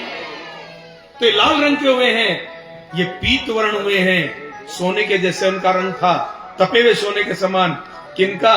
किस अवतार में? तो वाराह वामन भगवान की जय हो। एक अवतार के अंदर सफेद, एक अवतार में लाल और एक अवतार में पीले हुए। इन तीनों रंगों को जब मिलाया जाएगा तो काला रंग प्रकट हो जाएगा। हमारे ई ब्लॉक के अंदर ये रंगाई वाले बड़े लोग रहते हैं। हाँ, और आज हमारा परम सौभाग्य है कि हमारे बीच हमारी इस कथा पंडाल की शोभा बढ़ाने के लिए अपना स्नेह दिखाते हुए हमारे ई ब्लॉक मंदिर, लक्ष्मीनारायण मंदिर के मुख्य पुजारी हमारे बीच में आए हैं। डी ब्लॉक 5 नंबर गली और इस कथा के आयोजकों के द्वारा, कि हमारे यहाँ महाराज आयोजक पूरी गली रहती है, तो हे ब्राह्मण देवता, पूरी गली इस कथा पंडाल में आपका हार्दिक स्वागत और हार्दिक अभिनंदन करती है। इनके पास में हमारे नरेश जी, चश्मा लगाए हुए, टोपी पहने हुए, आप मंदिर के प्रधान हैं। जिस धर्मशाला के लिए मैं आपसे कल चर्चा कर रहा था कि हमारा मन है कि इसी यज्ञ के द्वारा प्रभु कृपा करे और धर्मशाला के लिए 4 बेड हम यहां से भेज पाए, तो पुनः आज आप लोगों से मैं आग्रह करता हूं कि इस नेक कार्य को करने के लिए आप लोग अपना सहयोग अवश्य प्रदान करें, ताकि इस कथा के माध्यम से वहां की व्यवस्था बन सके। ई ब्लॉक की कथा आपके सानिध्य के अंदर हुई और अथक प्रयास के साथ 9 महीना रात दिन एक करके आपने, हमारे राकेश जी, हमारे गौतम जी, इन लोगों ने रात दिन एक कर दिया और रात दिन एक करके 9 महीने में उस धर्मशाला का निर्माण किया है। तो 5 नंबर की तरफ से, डी ब्लॉक की तरफ से, इस कथा की ओर से आप लोगों को बहुत बहुत साधुवाद। परमपिता परमात्मा से प्रार्थना करते हैं कि जो तन मन और धन के साथ में आप लोगों ने सहयोग कर करके इस नेक कार्य को परिपूर्ण किया, ऐसे ही प्रभु आपके हाथों निरंतर नेक कार्य करवाते रहें और ऐसे ही आपका मनोबल बना रहे। हरि की कृपा आप पे बने। प्रभु जब कोई कार्य करवाते तो अपने निज शरणागतियों के हाथों करवा ही लेते हैं। 6 महीने के लिए प्रभु का नामकरण संस्कार हुआ है, तो प्रभु का नाम कृष्ण रखा गया। देवकी के गर्भ से लेकर के रोहिणी के गर्भ के अंदर जो देवकी की 7वीं संतान रखी गई, ये बलराम जी हुए, मैंने कथा में आपको बताया। इनका एक नाम और रखा गया, संकर्षण, जो गर्भ का संकर्षण करके लाया गया था मथुरा से गोकुल, इसलिए बलराम जी का एक नाम संकर्षण भी है। तो इनके 3 नाम हुए, पहला नाम राम, दूसरा नाम बल और तीसरा नाम संकर्षण। बलराम, संकर्षण, इनका नाम बना। गर्गाचार्य ऋषि ने नामकरण करा करके, कथा तो बहुत लंबी लेकिन समय बिल्कुल भी अब इजाजत नहीं देता कि और विस्तार करें। अपने दक्षिणा ली और अपने घर पधारे। प्रभु धीरे धीरे माता के घर में बड़े हो रहे हैं। बड़े हो रहे तो बालक की स्वाभाविक क्रियाएं होती हैं, जो बच्चे का संस्कार है वही संस्कार कन्हैया जी में भी है। एक दिन तो प्रभु ने मिट्टी खा ली और बलराम जी ने मिट्टी खाते हुए देख लिया, तो गए मैया के पास दौड़ करके, बोले मैया मैया। बोला कहा? बोले लाला ने माटी खाई। तो मैया बाहर आई, लाला का कान पकड़ा, हाथ में माई की छड़ी। बोला लाला तूने माटी खाई? बोले नहीं मैया, मैंने माटी नहीं खाई। बोले जरूर तूने माटी खाई? बोले नहीं मैया, मैंने माटी ना खाई। बोले खोल तो अपना मुंह, दिखा मेरे को मुंह, तूने माटी खाई कि नहीं? तो मैया ने कहने पर कन्हैया जी ने अपना मुख मंडल खोला है, और जब कन्हैया ने मुख खोला तो यशोदा क्या देखती है कि पूरी की पूरी पृथ्वी, पूरा ब्रह्मांड लाला के मुख के अंदर। इस ब्रह्मांड के अंदर पृथ्वी ग्रह दिख रहा है, पृथ्वी ग्रह के अंदर भारतवर्ष दिख रहा है, भारतवर्ष का उत्तर प्रदेश दिख रहा है, उत्तर प्रदेश का मथुरा जनपद दिख रहा है, उस जनपद के अंदर गोकुल ग्राम दिख रहा है, और गोकुल ग्राम के अंदर नंदराज का भवन भी दिख रहा है। और उस भवन के अंदर क्या देखती हैं कि दूसरी यशोदा लाला का कान पकड़ करके छड़ी लेकर के लाला का मुख खोलने को कह रही है। मां यशोदा तो बेहोश हो गई।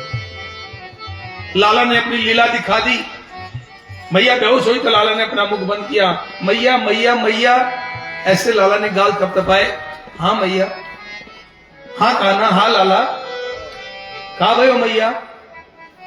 कुछ नहीं, कुछ नहीं ना, तूने ना माटी खाई, तूने माटी ना खाई। ऐसी ऐसी लीलाएं कर रहे हैं। एक बार तो लाला ने रात के अंदर मैया की गोद में सो रहे और सोए सोए चंद्रमा को देख लिया और जिद पकड़ ली। बोले ए मैया, बोला कहा?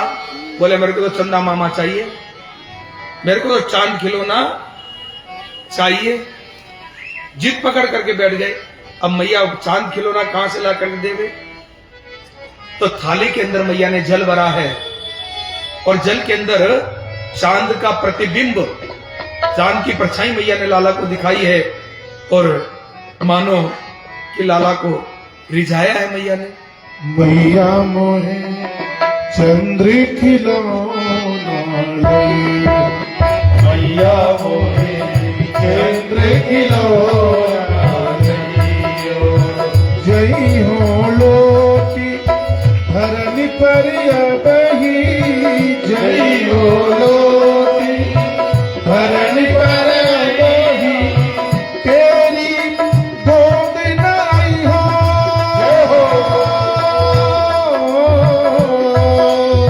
तेरी गोद नाई हो।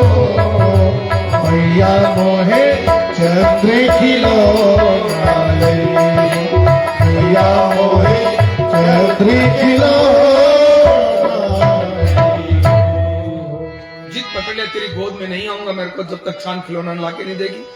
तो मैया ने थाली के अंदर चंद्रमा दिखा करके लाला को बहलाया। धीरे धीरे कन्हैया जी चलना आरंभ किए तो कहते हैं कि सबसे पहला कदम कन्हैया जी ने गौशाला की तरफ बढ़ाया। जब चलना शुरू किए तो कन्हैया ने पहला कदम गौशाला की तरफ बढ़ाया, मानो प्रभु ये संदेश देना चाहते हो कि रामावतार के अंदर मैंने जो गौ का कार्य नहीं किया, मेरा अधूरा रह गया, वो कार्य मैं सबसे पहले पूरा करूंगा, ये संदेश दे रहे हो लाला। तो गौशाला के कदम बढ़ाए हैं। एक रोज तो प्रभु ने अपने आंगन के अंदर 2 आंवले के वृक्ष लगे हुए हैं। यमलाजुर नामक कुबेर के 2 पुत्र नल कुबेर, इनका उद्धार प्रभु करना है। दुर्वासा ऋषि के श्राप के कारण ये वृक्ष योनि के अंदर यहां पे खड़े हुए हैं। तो प्रभु प्रातः काल उठे और उठ करके मैया की गोद में चले। मैया मथानी चला रही है, प्रभु ने दोनों हाथ पकड़ लिए। मोह को मक्खन चाहिए। मैया बोले अभी तो निकल रहा, देते हो, थोड़ा इंतजार तो कर ले। बोले नहीं अभी चाहिए, पहले मक्खन दो तब मथानी चलाना। हंडिया में मक्खन आया नहीं तो मां यशोदा उठ करके जाती है और कमरे से कल का जो मक्खन रखा हुआ कटोर में डाल के लाती है, ले लाला खा ले, मोह को तो ताजा ही चाहिए। जिद पकड़ लिए कन्हैया। मैया दुखी होकर के कन्हैया को कमरे के अंदर बंद कर दी और जिस कमरे में बंद की उसमें मक्खन रखा, दही रखा। कन्हैया ने तो हंडिया फोड़ ली। अब कमरे के दरवाजे के नीचे से एक जगह होती ना, तो दही बह करके मक्खन बह करके बाहर आने लगा। मैया दौड़ करके जाके देखी तो क्या देखी, पूरा कमरा दही घी मक्खन फैला रखा है लाला ने। बड़ा गुस्सा आया मैया को। तो जो मथानी के ऊपर रस्सी लगी हो तो उसको बोलते हैं दाम। उस दाम को मैया ने लिया और ओखली के पास में बाल कृष्ण को खड़ा करके कमर से बांधने लगी। अब बांधने लगी तो रस्सी 2 अंगुल छोटी, तो दाम के अंदर दूसरे दाम जोड़ी, फिर बांधने लगी, फिर रस्सी 2 अंगुल छोटी।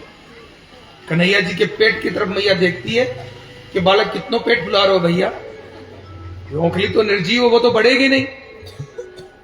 रस्सी छोटी पड़ जाती है, तीसरी रस्सी जोड़ी, फिर कमर से पेट से लेकर के बांधने लगी तो वो रस्सी फिर छोटी। मैया झांक करके पेट को देखे, ए लाला क्या कर रहे हो है? बोला कछुदा। बोले दाम बार बार छोटी पड़ जाती। बोले मोको का पता। मैया रस्सी पे रस्सी जोड़ते जोड़ते थक गई। मैया ने लाला ने देखा कि मैया को ज्यादा तकलीफ नहीं देनी चाहिए, तो अपने आप को औखली से बंधवा लिए। अब मैया ने औखली से बांध करके लाला को छोड़ दिया, अपने काम में लग गई। अब लाला धीरे धीरे खिसकते औखली को खिसकाते दोनों वृक्षों के बीच में पहुंच गए, तो वहां औखली फंस गई। लाला ने दिया धक्का और यमलाजर का उद्धार प्रभु ने नंद जी के आंगन के अंदर किया है। 5 साल के प्रभु की अवस्था हो गई है और 5 साल की अवस्था होते ही प्रभु ने कहा कि मैया अब मैं गऊ चराने को जाऊंगा। लाला अभी तू बड़ो छोटो है, तू गऊ चराने के नहीं जा पाएगो, गाय देख कितनी बड़ी बड़ी होती है। तो लाला ने कहा कि मैया कोई बात ना, मैं भी तो ग्वाल हूं, बड़े ग्वाले हैं तो बड़ी गैया चराएंगे, मैं छोटो ग्वाल हूं तो मैं छोटी छोटी गैया चराऊंगा, मैं बछड़ों को लेकर चलूंगी। मां कहती जा अपने बाबा से पूछ ले, जानती है बाबा के सामने जो बोल नहीं पाएगा। तो गए बाबा के पास, बाबा बाबा। बोला हाँ। बोला मेरे को भी गाय को चराने जानो है। बाबा देखा मना करूंगा तो लाला रूठ जाएगा। बोले भैया ऐसे ही ना जाते। तो बोले कैसे जाते हैं? तो बोले अच्छे मुहूर्त देख करके तब कोई काम को आरंभ किया जाता है। तू पहली बार जाएगा ना गाय चराने? बोला हाँ। तो बोले तो फिर मुहूर्त पूछेंगे ना? बोला कौन बताएगा मुहूर्त? बोला हमारे सांडिल्य ऋषि। तो लाला गए सांडिल्य ऋषि के पास। बोले गुरुदेव मेरे को आज ही गऊ चराने जाना को अच्छा मुहूर्त बताओ। मेरे को आज ही गऊ चराने जाना है। तो मुहूर्त तो निश्चित कर दिया प्रभु ने, और आप कोई अच्छा सा मुहूर्त बताओ। वो दिन था कार्तिक शुक्ल पक्ष की अष्टमी, गोपाष्टमी जिसको आप कहते हैं। उस दिन आज प्रभु पहली बार छोटे छोटे बछड़ों को लेकर के निकले हैं गाय चराने। छोटी छोटी गैया छोटे छोटे बाल, छोटी छोटी गैया छोटे छोटे बाल, छोटो सो मेरो नंदन गोपाल। बड़ी छोटी गैया छोटे छोटे बाल, छोटी छोटी गैया छोटे छोटे बाल, छोटो सो मेरो नंदन गोपाल, छोटो सो मेरो नंदन गोपाल। आगे आगे गैया पीछे पीछे ग्वाल, आगे आगे गैया पीछे पीछे ग्वाल, आगे आगे गैया पीछे पीछे ग्वाल, आगे आगे गैया पीछे पीछे ग्वाल। बीच में मेरो मदन गोपाल, बीच में मेरो मदन गोपाल। छोटे छोटे गैया छोटे छोटे ग्वाल, छोटे छोटे गैया छोटे छोटे ग्वाल, छोटो सो मेरो मदन गोपाल, छोटो सो मेरो मदन गोपाल। घास खाए गैया दूध पिए ग्वाल, घास खाए गैया दूध पीवे ग्वाल, घास खाए गैया दूध पिए ग्वाल, घास खाए गैया दूध पीवे ग्वाल, घास खाए गैया दूध पिए ग्वाल, घास खाए गैया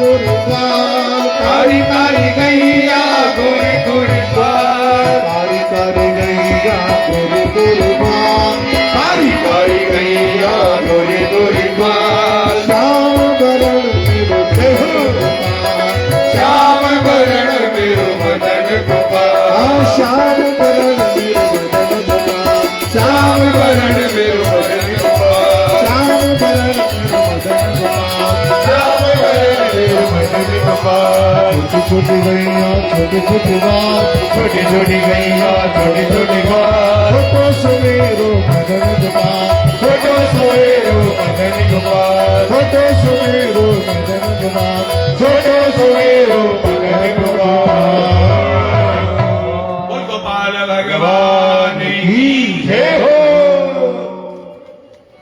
प्रभु ने गौवे चराते हुए दो लीला की। अगासुर बकासुर त्रिनावर इनको तो मारा ही मारा, मामा के खिलौनों का तो उन्होंने श्रृंगार किया ही किया, लेकिन दो लीला बड़ी अच्छी की प्रभु ने। एक लीला ब्रह्मा जी ऊपर बैठ करके देख रहे हैं, कन्हैया जी गाय चराने के लिए गोवर्धन के ऊपर गए हुए हैं। क्या देखते हैं कि कन्हैया जी बीच में बैठे हैं और सारे ग्वाल अपने अपने घर से दोपहर का भोजन कलेऊ टिफिन लेकर के आए हैं। तो कन्हैया बीच में बैठते थे और सारे गोपाल कन्हैया जी को गोल घेरा लगा करके बीच में कर लेते थे सर्किल में। अब कैसे लोगों का भोजन होता था देखो, सभी गोपाल सभी ग्वाले अपने अपने लंच बॉक्स को खोला, टिफिन खोलते थे, तो जो जो भोजन लेकर के आए हैं सब अपने अपने में से एक एक कोर तोड़ के कन्हैया जी की हथेली में रखे। और सबसे पहले कान्हा जी खा रहे, मानो भगवान को भोग लगा के खा रहे। कोई आम का अचार लेके आया तो कन्हैया आम का अचार चूस रहे हैं, कोई दही लेके आया तो कन्हैया का दही खा रहे हैं। सब झूठा मूठा चल रहा है, एक दूसरे के आगे एक दूसरे का टिफिन गोल सर्किल में घूम रहा है। मैं जो लाया मैंने अपने पड़ोसी को अपना टिफिन दिया, पड़ोसी ने आगे बढ़ा दिया, इधर वाले ने मेरा अपना टिफिन मेरे आगे कर दिया। ऐसे सब एक दूसरे के लंच बॉक्स में से खा रहे हैं। ब्रह्मा जी ऊपर से देखे, क्या यही नारायण है? मोह हो गया ब्रह्मा जी को, ऐसे झूठा मूठा खाने वाला कभी नारायण हो सकता है क्या? तो ब्रह्मा जी ने क्या किया, जितने ग्वाले थे और जितने गाय के बछड़े थे सबको चुराकर ब्रह्मलोक में ले गए, ब्रह्मलोक के एक दिन के लिए। और ब्रह्मलोक का एक दिन व्यतीत हुआ, पृथ्वीलोक का तो एक साल बीत जाता है। तो जैसे ब्रह्मा जी ग्वाल को और बछड़ों को लेके गए, कन्हैया जी ने देखा कि ब्रह्मा जी ने अपनी लीला रची है तो मैं अपनी लीला रचूं। तो जैसे के जैसे जितने ग्वाले थे वैसे के वैसे उतने ही ग्वाले भगवान ने अपनी माया से बना दिए। गायों के जितने बछड़े थे वैसे के वैसे बछड़े उतने ही संख्या में प्रभु ने बना दिए और लेकर के घर आ गए। कोई मैया पहचान नहीं पाई कि ये मेरा पुत्र नहीं माया का है, और कोई गैया पहचान नहीं पाई कि ये मेरा बछड़ा नहीं कोई माया का दूसरा बछड़ा है। 1 वर्ष तक पृथ्वी का 1 वर्ष व्यतीत हो गया, ब्रह्मा जी का तो एक ही दिन बीता। ब्रह्मा जी ने पृथ्वी पे देखा कि जो ग्वाले में लेके आए वैसे ग्वाले, जो गैया में लाए वैसी गैया पृथ्वी पे दूसरी है, यही नारायण है। तो आकर के ब्रह्मा जी चरणों में गिरे हैं, क्षमा प्रार्थना की है प्रभु से, तो प्रभु ने उनको क्षमा किया है। और दूसरी लीला प्रभु ने की है माखन चोरी की, और इसका बीज भी यही गौ चराते हुए पड़ा है। प्रभु का एक मित्र था जिसका नाम था मनसुका, लंगड़ा करके चलता था, लंगड़ा था।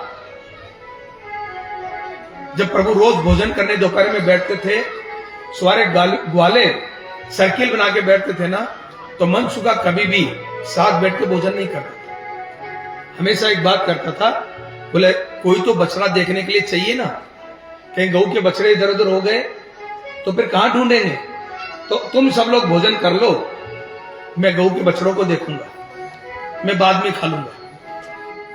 कन्हैया जी रोज मन में सोचते थे कि इसकी मैया डोलू के अंदर क्या देती है ऐसा कि हम में से किसी के साथ शेयर नहीं करता, ना तो किसी का खाता ना अपना खिलाता। एक दिन कन्हैया ने मनसुका का पीछा किया, सब ग्वाले खाना खाने लगे और कन्हैया मंसू का डोली लेके चला तो कन्हैया पीछे पीछे। जल्दी जल्दी मंसू का एक बड़े से पेड़ के पीछे गया, पेड़ की ओट में, और पेड़ की ओट में जाकर के डोलू का ढक्कन खोला, और खोला तो उसमें क्या थी? मट्ठा, छाछ। और जल्दी जल्दी छाछ पीने लगा कि कोई मेरे को छाछ पीते हुए ना देख ले। और कन्हैया जी ने तत्काल पेड़ के ओट से निकल के आए और मनसुखा के मुख पे जो डोली लगी है पीछे से डोली को पकड़ करके सीधा कर दिया।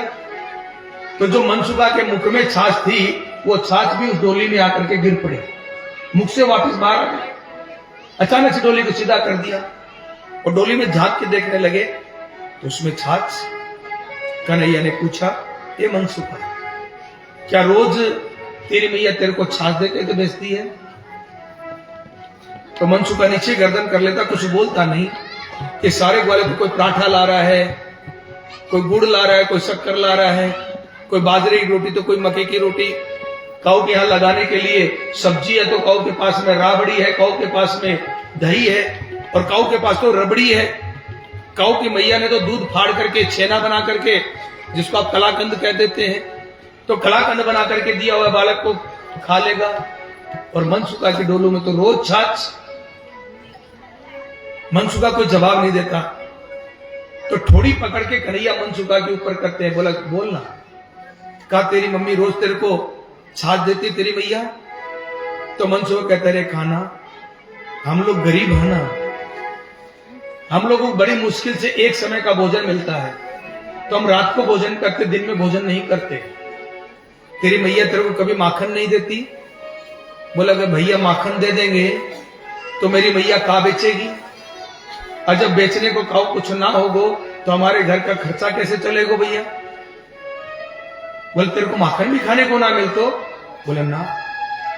अब कन्हैया उस झूठी छाछ को लेकर के गट गट पीने लगे तो मनसुखा कहता रहे, कन्हैया ठहर ठहर भैया, इसके अंदर मेरी झूठी छाछ गिरी है, मेरे मुंह की छाछ गिरी है, तू ना पी। लेकिन कन्हैया तो गट गट गट गट पूरी छाछ को पी गए और पकड़े मनसुखा का हाथ और ले गए सीधे गुरुदेव के पास में, सांडिल्य ऋषि के पास, और कहा कि हे गुरुदेव, हमको एक बात बताओ। बोला का बालको? बोला काऊ बच्चे को उसका हक ना मिले तो क्या करना चाहिए? बोला अपने हक के लिए इंसान को लड़ना चाहिए, कभी अपना हक छोड़ना नहीं चाहिए। बोला गुरुजी, लड़ने में तो शाम दाम दंड भेद सब नीति लगती है, तो क्या हक पाने के लिए भी सब नीति लगा सकते हैं? बोला जरूर लगा देनी चाहिए। बोला अगर चोरी करनी पड़े तो बोला कर लेनी चाहिए, अपना हक नहीं छोड़ना चाहिए। तो बोला गुरुजी फिर कोई मंत्र दे दो कि हम चोरी करने लगे तो पकड़े ना जावे। तो भैया काऊ की चोरी करोगे तुम? बोले इस मनसुखा को मक्खन नहीं मिलता, इनके मैया बापा मक्खन को ले जा करके बेच देते हैं मथुरा के अंदर। अब आप ही बताओ गुरुजी, घर में जो चीजें होती है उस पर सबसे ज्यादा हक किसका? बोला घर के सबसे छोटे बालक का, पहला हक उसका होता है। तो बोले फिर तो हम मक्खन चोरी करें तो कोई पाप? बोले नहीं। तो बोले कोई मंत्र दो ताकि हम पकड़े ना जाएं।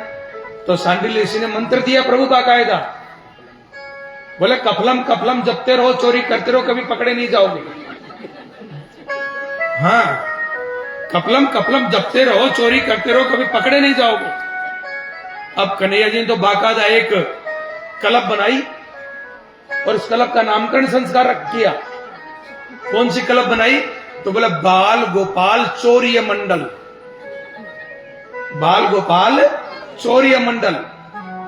और बना करके अब कहा भाई इस गोपी के घर और कभी उस गोपी के घर, और जो गोपी ज्यादा सानी बने, माखन चुराने ना दे, तो जो मटकी सर पे रखे चले, तो कंकड़िया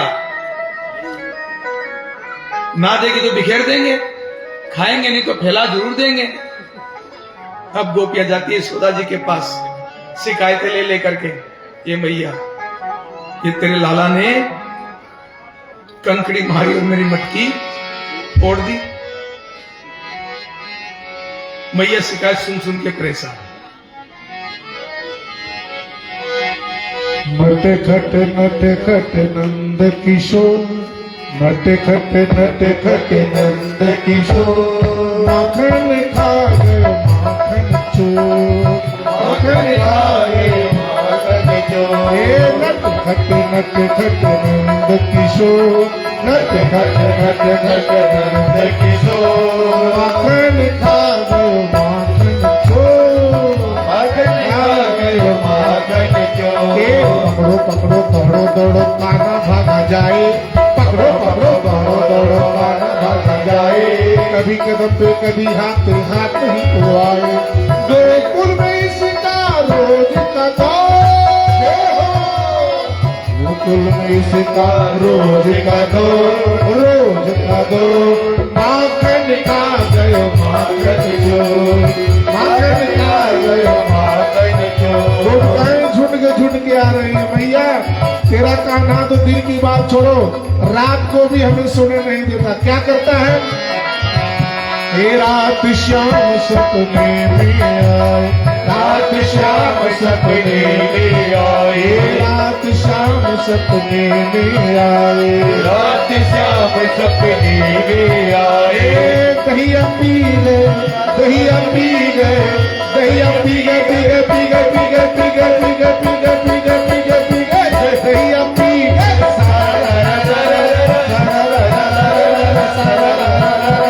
रात श्याम सपने में आए रात श्याम सपने में आए दहिया पी गए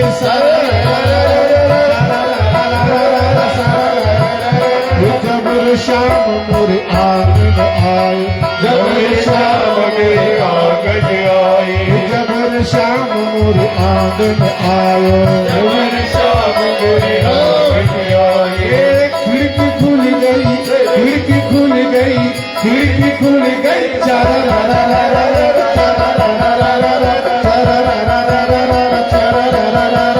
रात श्याम सपने में आए रात श्याम सपने में आए जबर श्याम मोर माखन खायो जबर श्याम मोरे माखन खाए जबर श्याम मोर माखन खायो जबर श्याम मोरे माखन खाए मटकी फूटी मटकी फूटी चारा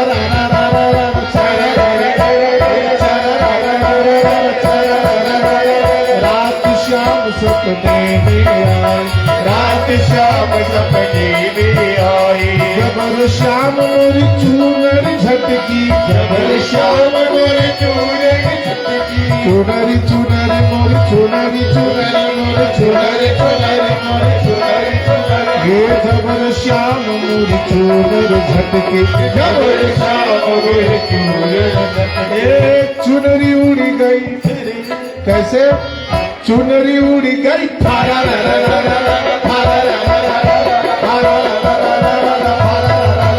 ये रात श्याम सपने में आए रात श्याम सपने में आए दहिया पी गए दहिया पी गए दहिया पी गए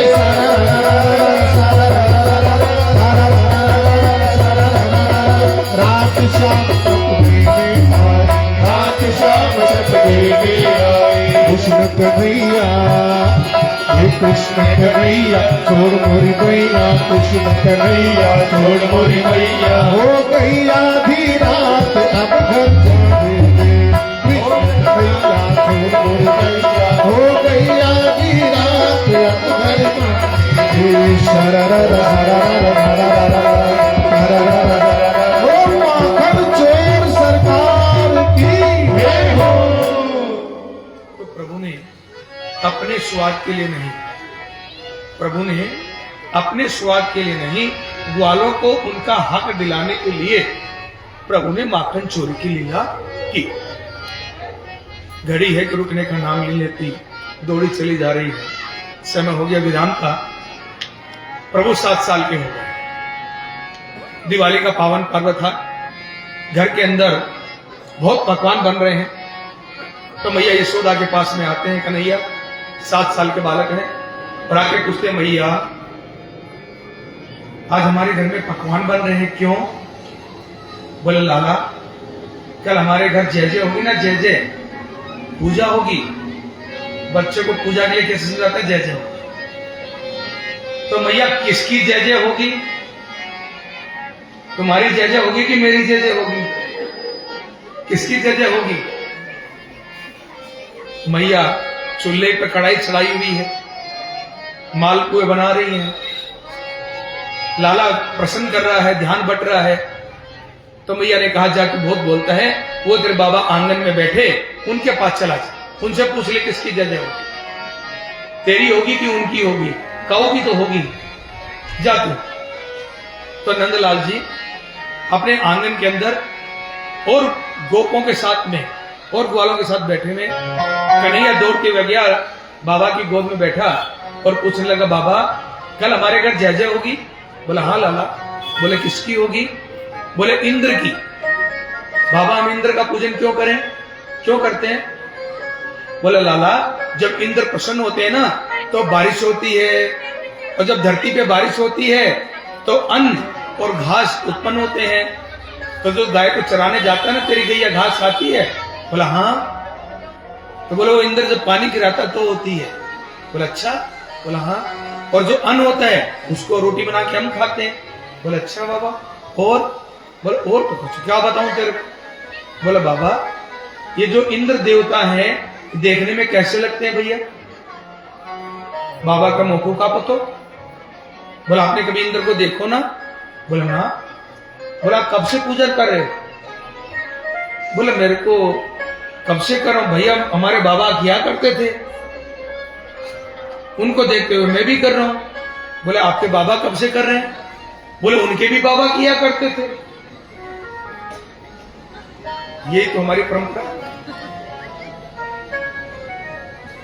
बाप ने की तो बेटा कर रहा, बेटे ने करी तो पोता कर रहा, पोते को देखा तो पड़पोता कर रहा है। क्यों कर रहे हैं मालूम नहीं, लकीर के फकीर। तो भगवान कहने लगे, कन्हैया कहने लगे, हे बाबा। बोला हाँ।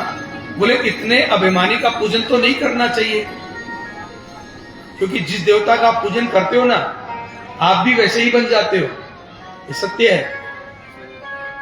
गीता जी में एक शब्द दिया गया है कि अगर भूतों की पूजन करोगे तो भूत बन जाओगे। अज्ञानी लोग भूत का मतलब प्रेत से लगाते हैं। भूत कहते हैं जो विनाश को प्राप्त होने वाले हो उसको भूत कहते हैं, जो बीत गया उसको भूत कहते हैं।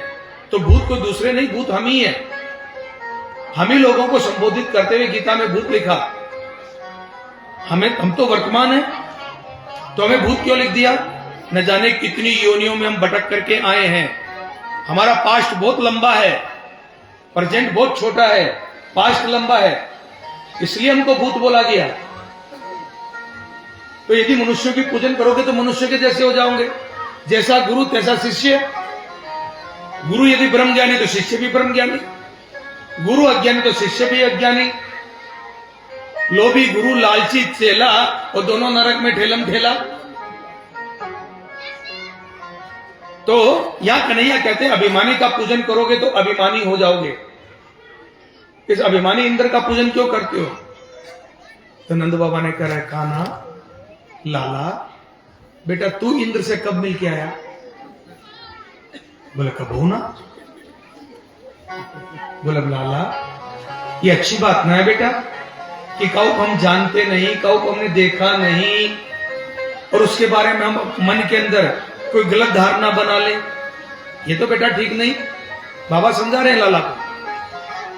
कन्हैया अपनी बात को प्रमाणित करते हैं कि मैया मैंने ऐसे ही ना कहा, देखा तो नहीं है मैंने, लेकिन अनुभव से बताता हूं। बोले अनुभव कहां से हो गया तेरे को? बोले बाबा जब आपके बाबा और उनके बाबा और आप पीढ़ियों से हर साल इंद्र का पूजन करते हो, तो पूजन करते हो तो उनको बुलाते हो पूजा में? बोला हाँ। बोले किसी को हम बार बार बुलाएं और हमारे बुलाने पे जब कोई नहीं आवे हम उसको क्या कहेंगे? आप किसी मेहमान को बार बार इनविटेशन भेजो कि हमारे घर ये है आप आओ, नहीं आया। फिर आप बोलो हमारे घर ये है आप आओ, वो नहीं आवे। फिर तीसरी बोलो हमारे घर ये है आप आओ, वो नहीं आए। तो आप क्या कहोगे? बड़ा घमंडी है। न जाने इसको किसका घमंड है, किसका अहंकार हो रखा है इसको, बार बार बुलाते फिर भी आता नहीं, यही तो कहेंगे। बाबा ने कहा यही तो कहेंगे। तो बोले इसलिए मैंने भी इंद्र को घमंडी कह दिया।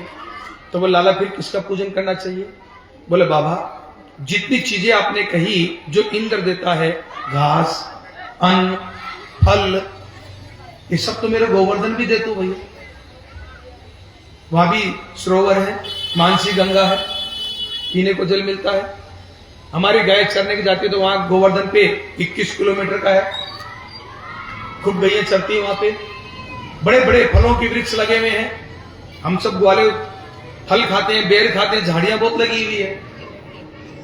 गोवर्धन जाते हैं तो जो इंद्र देता सो मेरो देव भगवान भी देते है। तो मेरा भगवान तो साथ साथ है, सामने आंखों से दिखता भी है, इसका पूजन करो। अब गोपगण से नंद बाबा पूछने लगे, भाई ये लाला क्या कह रहे हैं? तो आधे कहते हैं कि लाला की बात मान लो भाई, जब युग बदलता है तो अपने आप को भी बदल लेना चाहिए, परिस्थिति के अनुसार अपने आप को ढाल लेना चाहिए। अब हम लोग आ गए बड़ी उम्र में, हमारी परिस्थितियां कुछ और है, हमारे बालकों का युग कुछ और है। तो घर में अगर शांति चाहिए, घर के अंदर क्लेश ना हो, तो एक बात मान लो, वो क्या? बोला स्वाद और विवाद को त्याग दो। बहू जैसा बना के दे दे, चुपचाप पालो।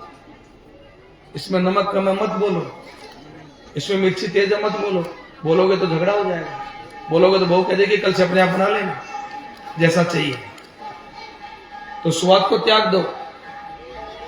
तूने अब तक उठी नहीं, तूने अब तक ये किया नहीं, तूने ऐसा क्यों किया, तूने वैसा क्यों किया, तूने ये पहले क्यों किया, तूने वो पहले क्यों नहीं किया। विवाद को त्याग दो। स्वाद और विवाद को त्याग दोगे तो फिर अवस्था बड़ी सुंदर। परिस्थिति के अनुसार बदलना पड़ता है। तो कुछ ग्वाल बाल कहते हैं महाराज समय बदल रहा तो हमें बदलना चाहिए। कुछ कहते हैं नहीं नहीं नहीं नहीं नहीं, पुरानी परंपराओं को छोड़ना नहीं चाहिए। लेकिन बहुमत होता है कि गोवर्धन का पूजन करना चाहिए। तो पूछने लगे नंद बाबा, तो भाई गोवर्धन का पूजन होता कैसे, हमें तो मालूम नहीं, हमने तो कभी गोवर्धन का पूजन किया नहीं, तो कौन करवाएगा? तो जो लाला नंद बाबा की गोद में बैठे थे, उछल करके जमीन पे खड़े हो गए, ठाड़े हो गए, और ठाड़े हुए दोनों हाथ रखे यूं अकड़ के कमर में, और गर्दन कर ली टेढ़ी। तो टेढ़ा तो है ही है, हाँ, और गर्दन कर ली टेढ़ी। बोला हम ठहरे गोवर्धन के पंडा, हम बताएंगे कहां से पूजन करनी है। तो बोला कैसे? बोले सबके घर पकवान बनो है। बोला हाँ। बोले सब अपने अपने घर से पकवान लेकर के चलो, बैलगाड़ियों में रख लो। और बोला आगे आगे? बोले आगे आगे बड़े बूढ़े चलेंगे। बोले पीछे? बोले उनके पीछे पीछे गौ माताएं चलेंगी। तो गौ माता को खूब सजा करके गले में घंटी बांध करके लेकर के चलो। बोले उसके पीछे? बोले सुभाषनी स्त्रियां कलश लेकर के चलेंगी। बोले उसके पीछे? बोले उसके पीछे ग्वाल बाल चलेंगे। बोले उसके पीछे? बोले जो जवान जवान हट्टे कट्टे वो बैलगाड़ी के पीछे चलेंगे। शोभा यात्रा तैयार, और पहुंच गई शोभा यात्रा गोवर्धन। बोला कान्हा अब क्या करें भाई? बोले जितना अन्न लाए हो इसको एक साथ ढेर लगा दो।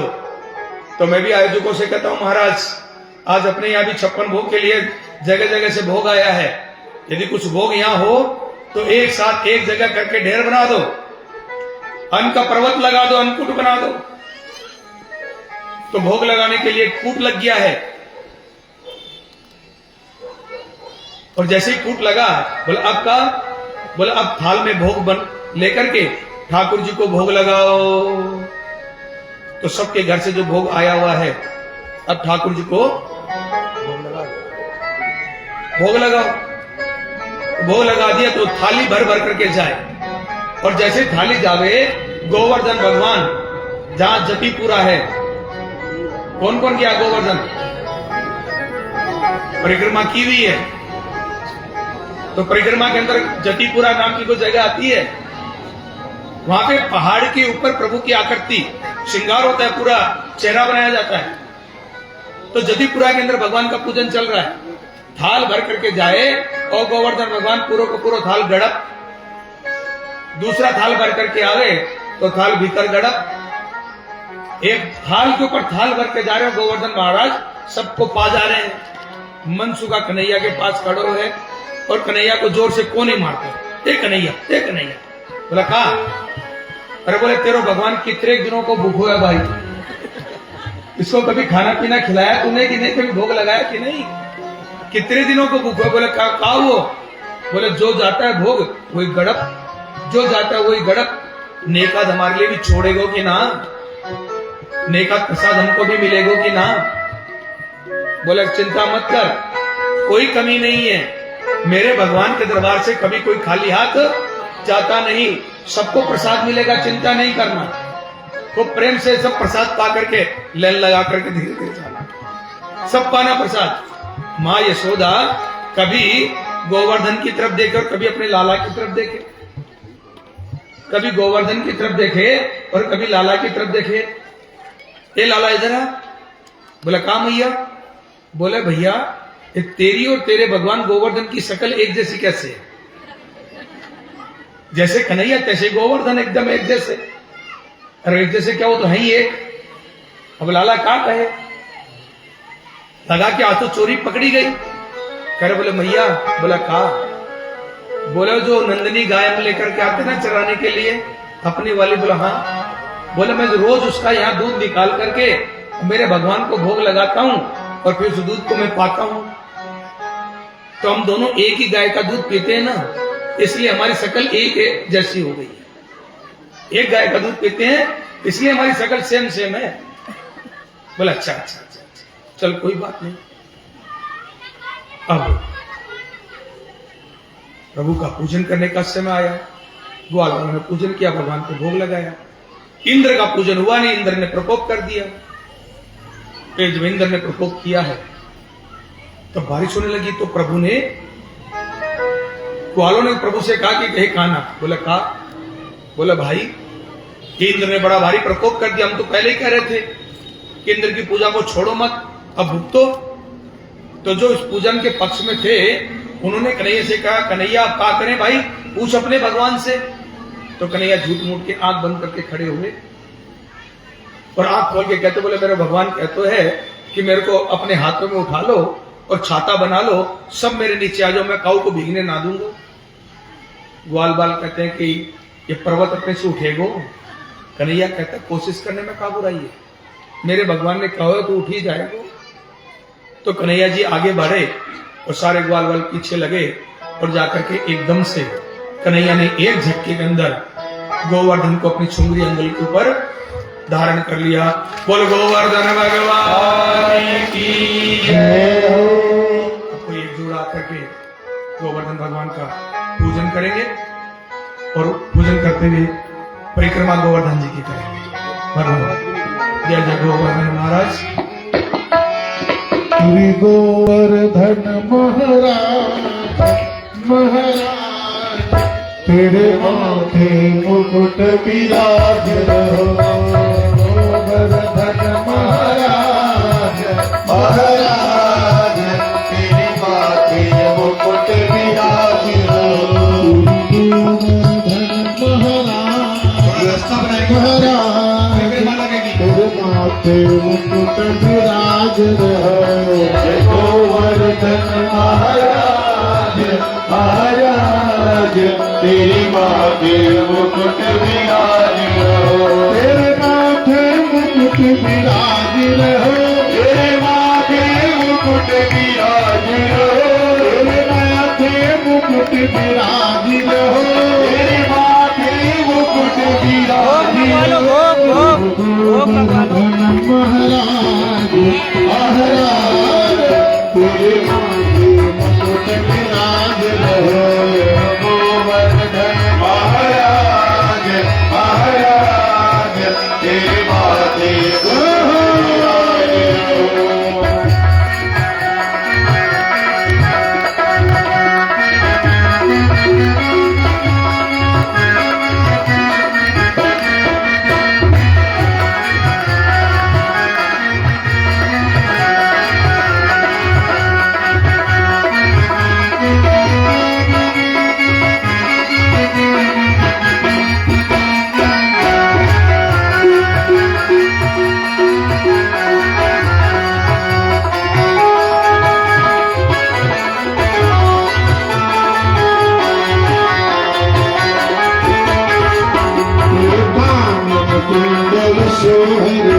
तेरे कानन कुंडल सोह रहे। तेरे कानन कुंडल सोहर है कानन कुंडल सोहर है तेरे कानन कुंडल सोहर है कानन कुंडल सोहर है और भृगुटी बनी विशाल हे विशाल तेरे माथे मुकुट विराज रहे गोवर्धन महाराज माथे मुकुट विराज रहे तेरे माथे मुकुट विराज रहे माथे मुकुट विराज रहे तेरे माथे मुकुट विराज रहे तेरे माथे मुकुट विराज रहे गोवर्धन महाराज महाराज तेरे माथे मुकुट विराज रहे गोवर्धन महाराज महाराज तेरे माथे मुकुट विराज रहे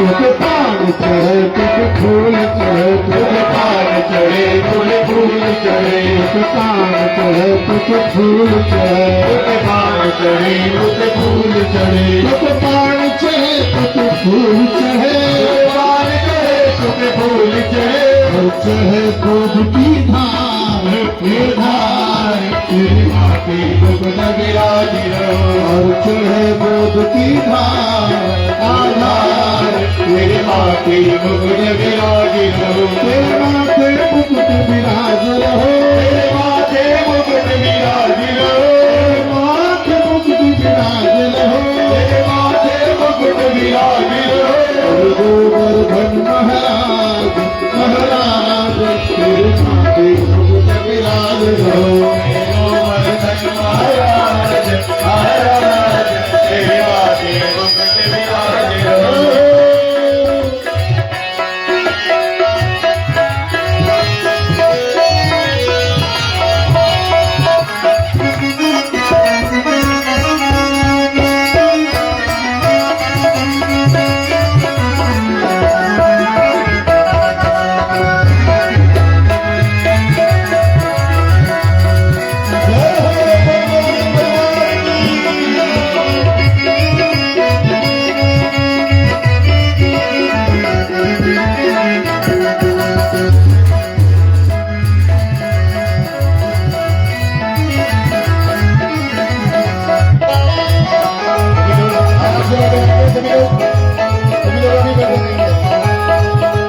कृपया व्यवस्था बना करके रखें, व्यवस्था बना करके रखें, व्यवस्था ना बिगड़ने दें।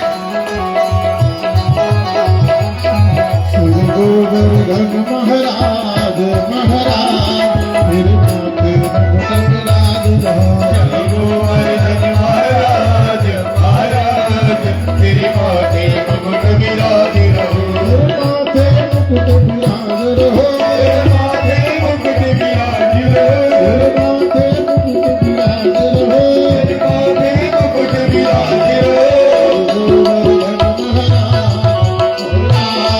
आरती के बाद आराम से प्रदक्षिणा कर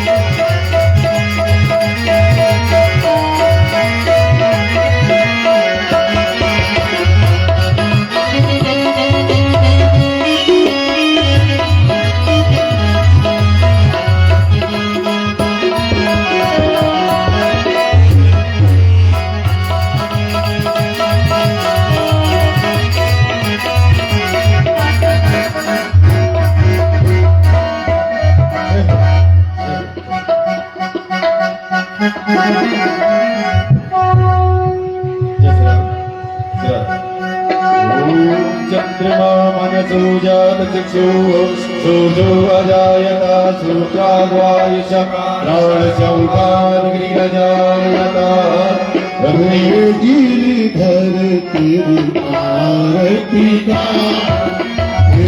गिरिधर तेरी आरती गाओ आरती गाओ कर तुझको बुझाओ आरती गाओ कर तुझको बुझाओ के बिहारी तेरी आरती गाओ के बिहारी तेरी आरती गाओ मेरे मुकुट माथे पर सोहे मोरे मुकुट माथे पर सोहे प्यारी बंसी दुनि मन मोहे प्यारी बंसी दुनि मन मोहे की चली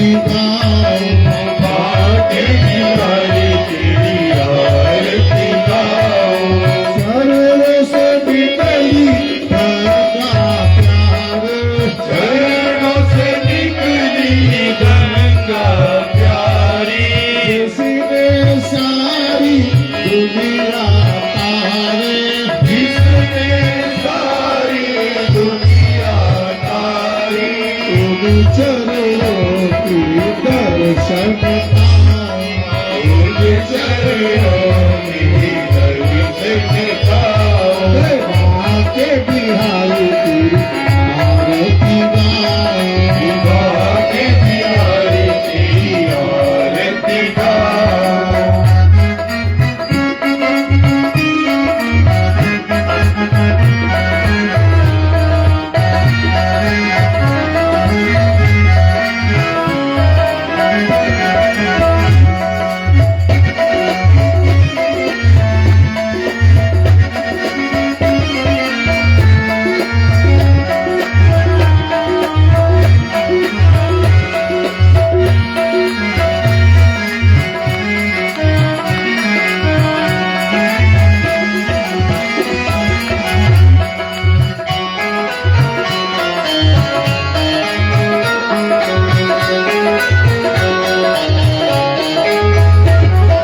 दास अनाथ के नाथ आप हो दास अनाथ के नाथ आप हो दुख जीवन प्यार आप हो सुख दुख जीवन प्यार आप हो हरि चरणों में शीश झुकाओ हरि चरणों में शीश झुकाओ माँ के बिहारी तेरी आरती गाओ माँ के बिहारी तेरी आरती गाओ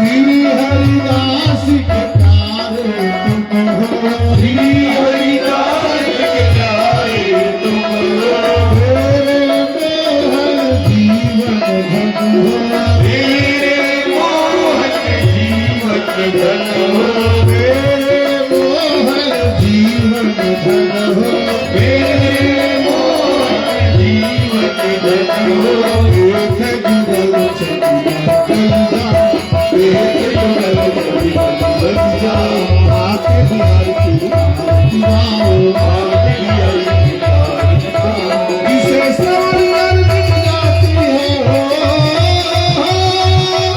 इसे सवर पर दिख जाती है जय कृष्ण कथा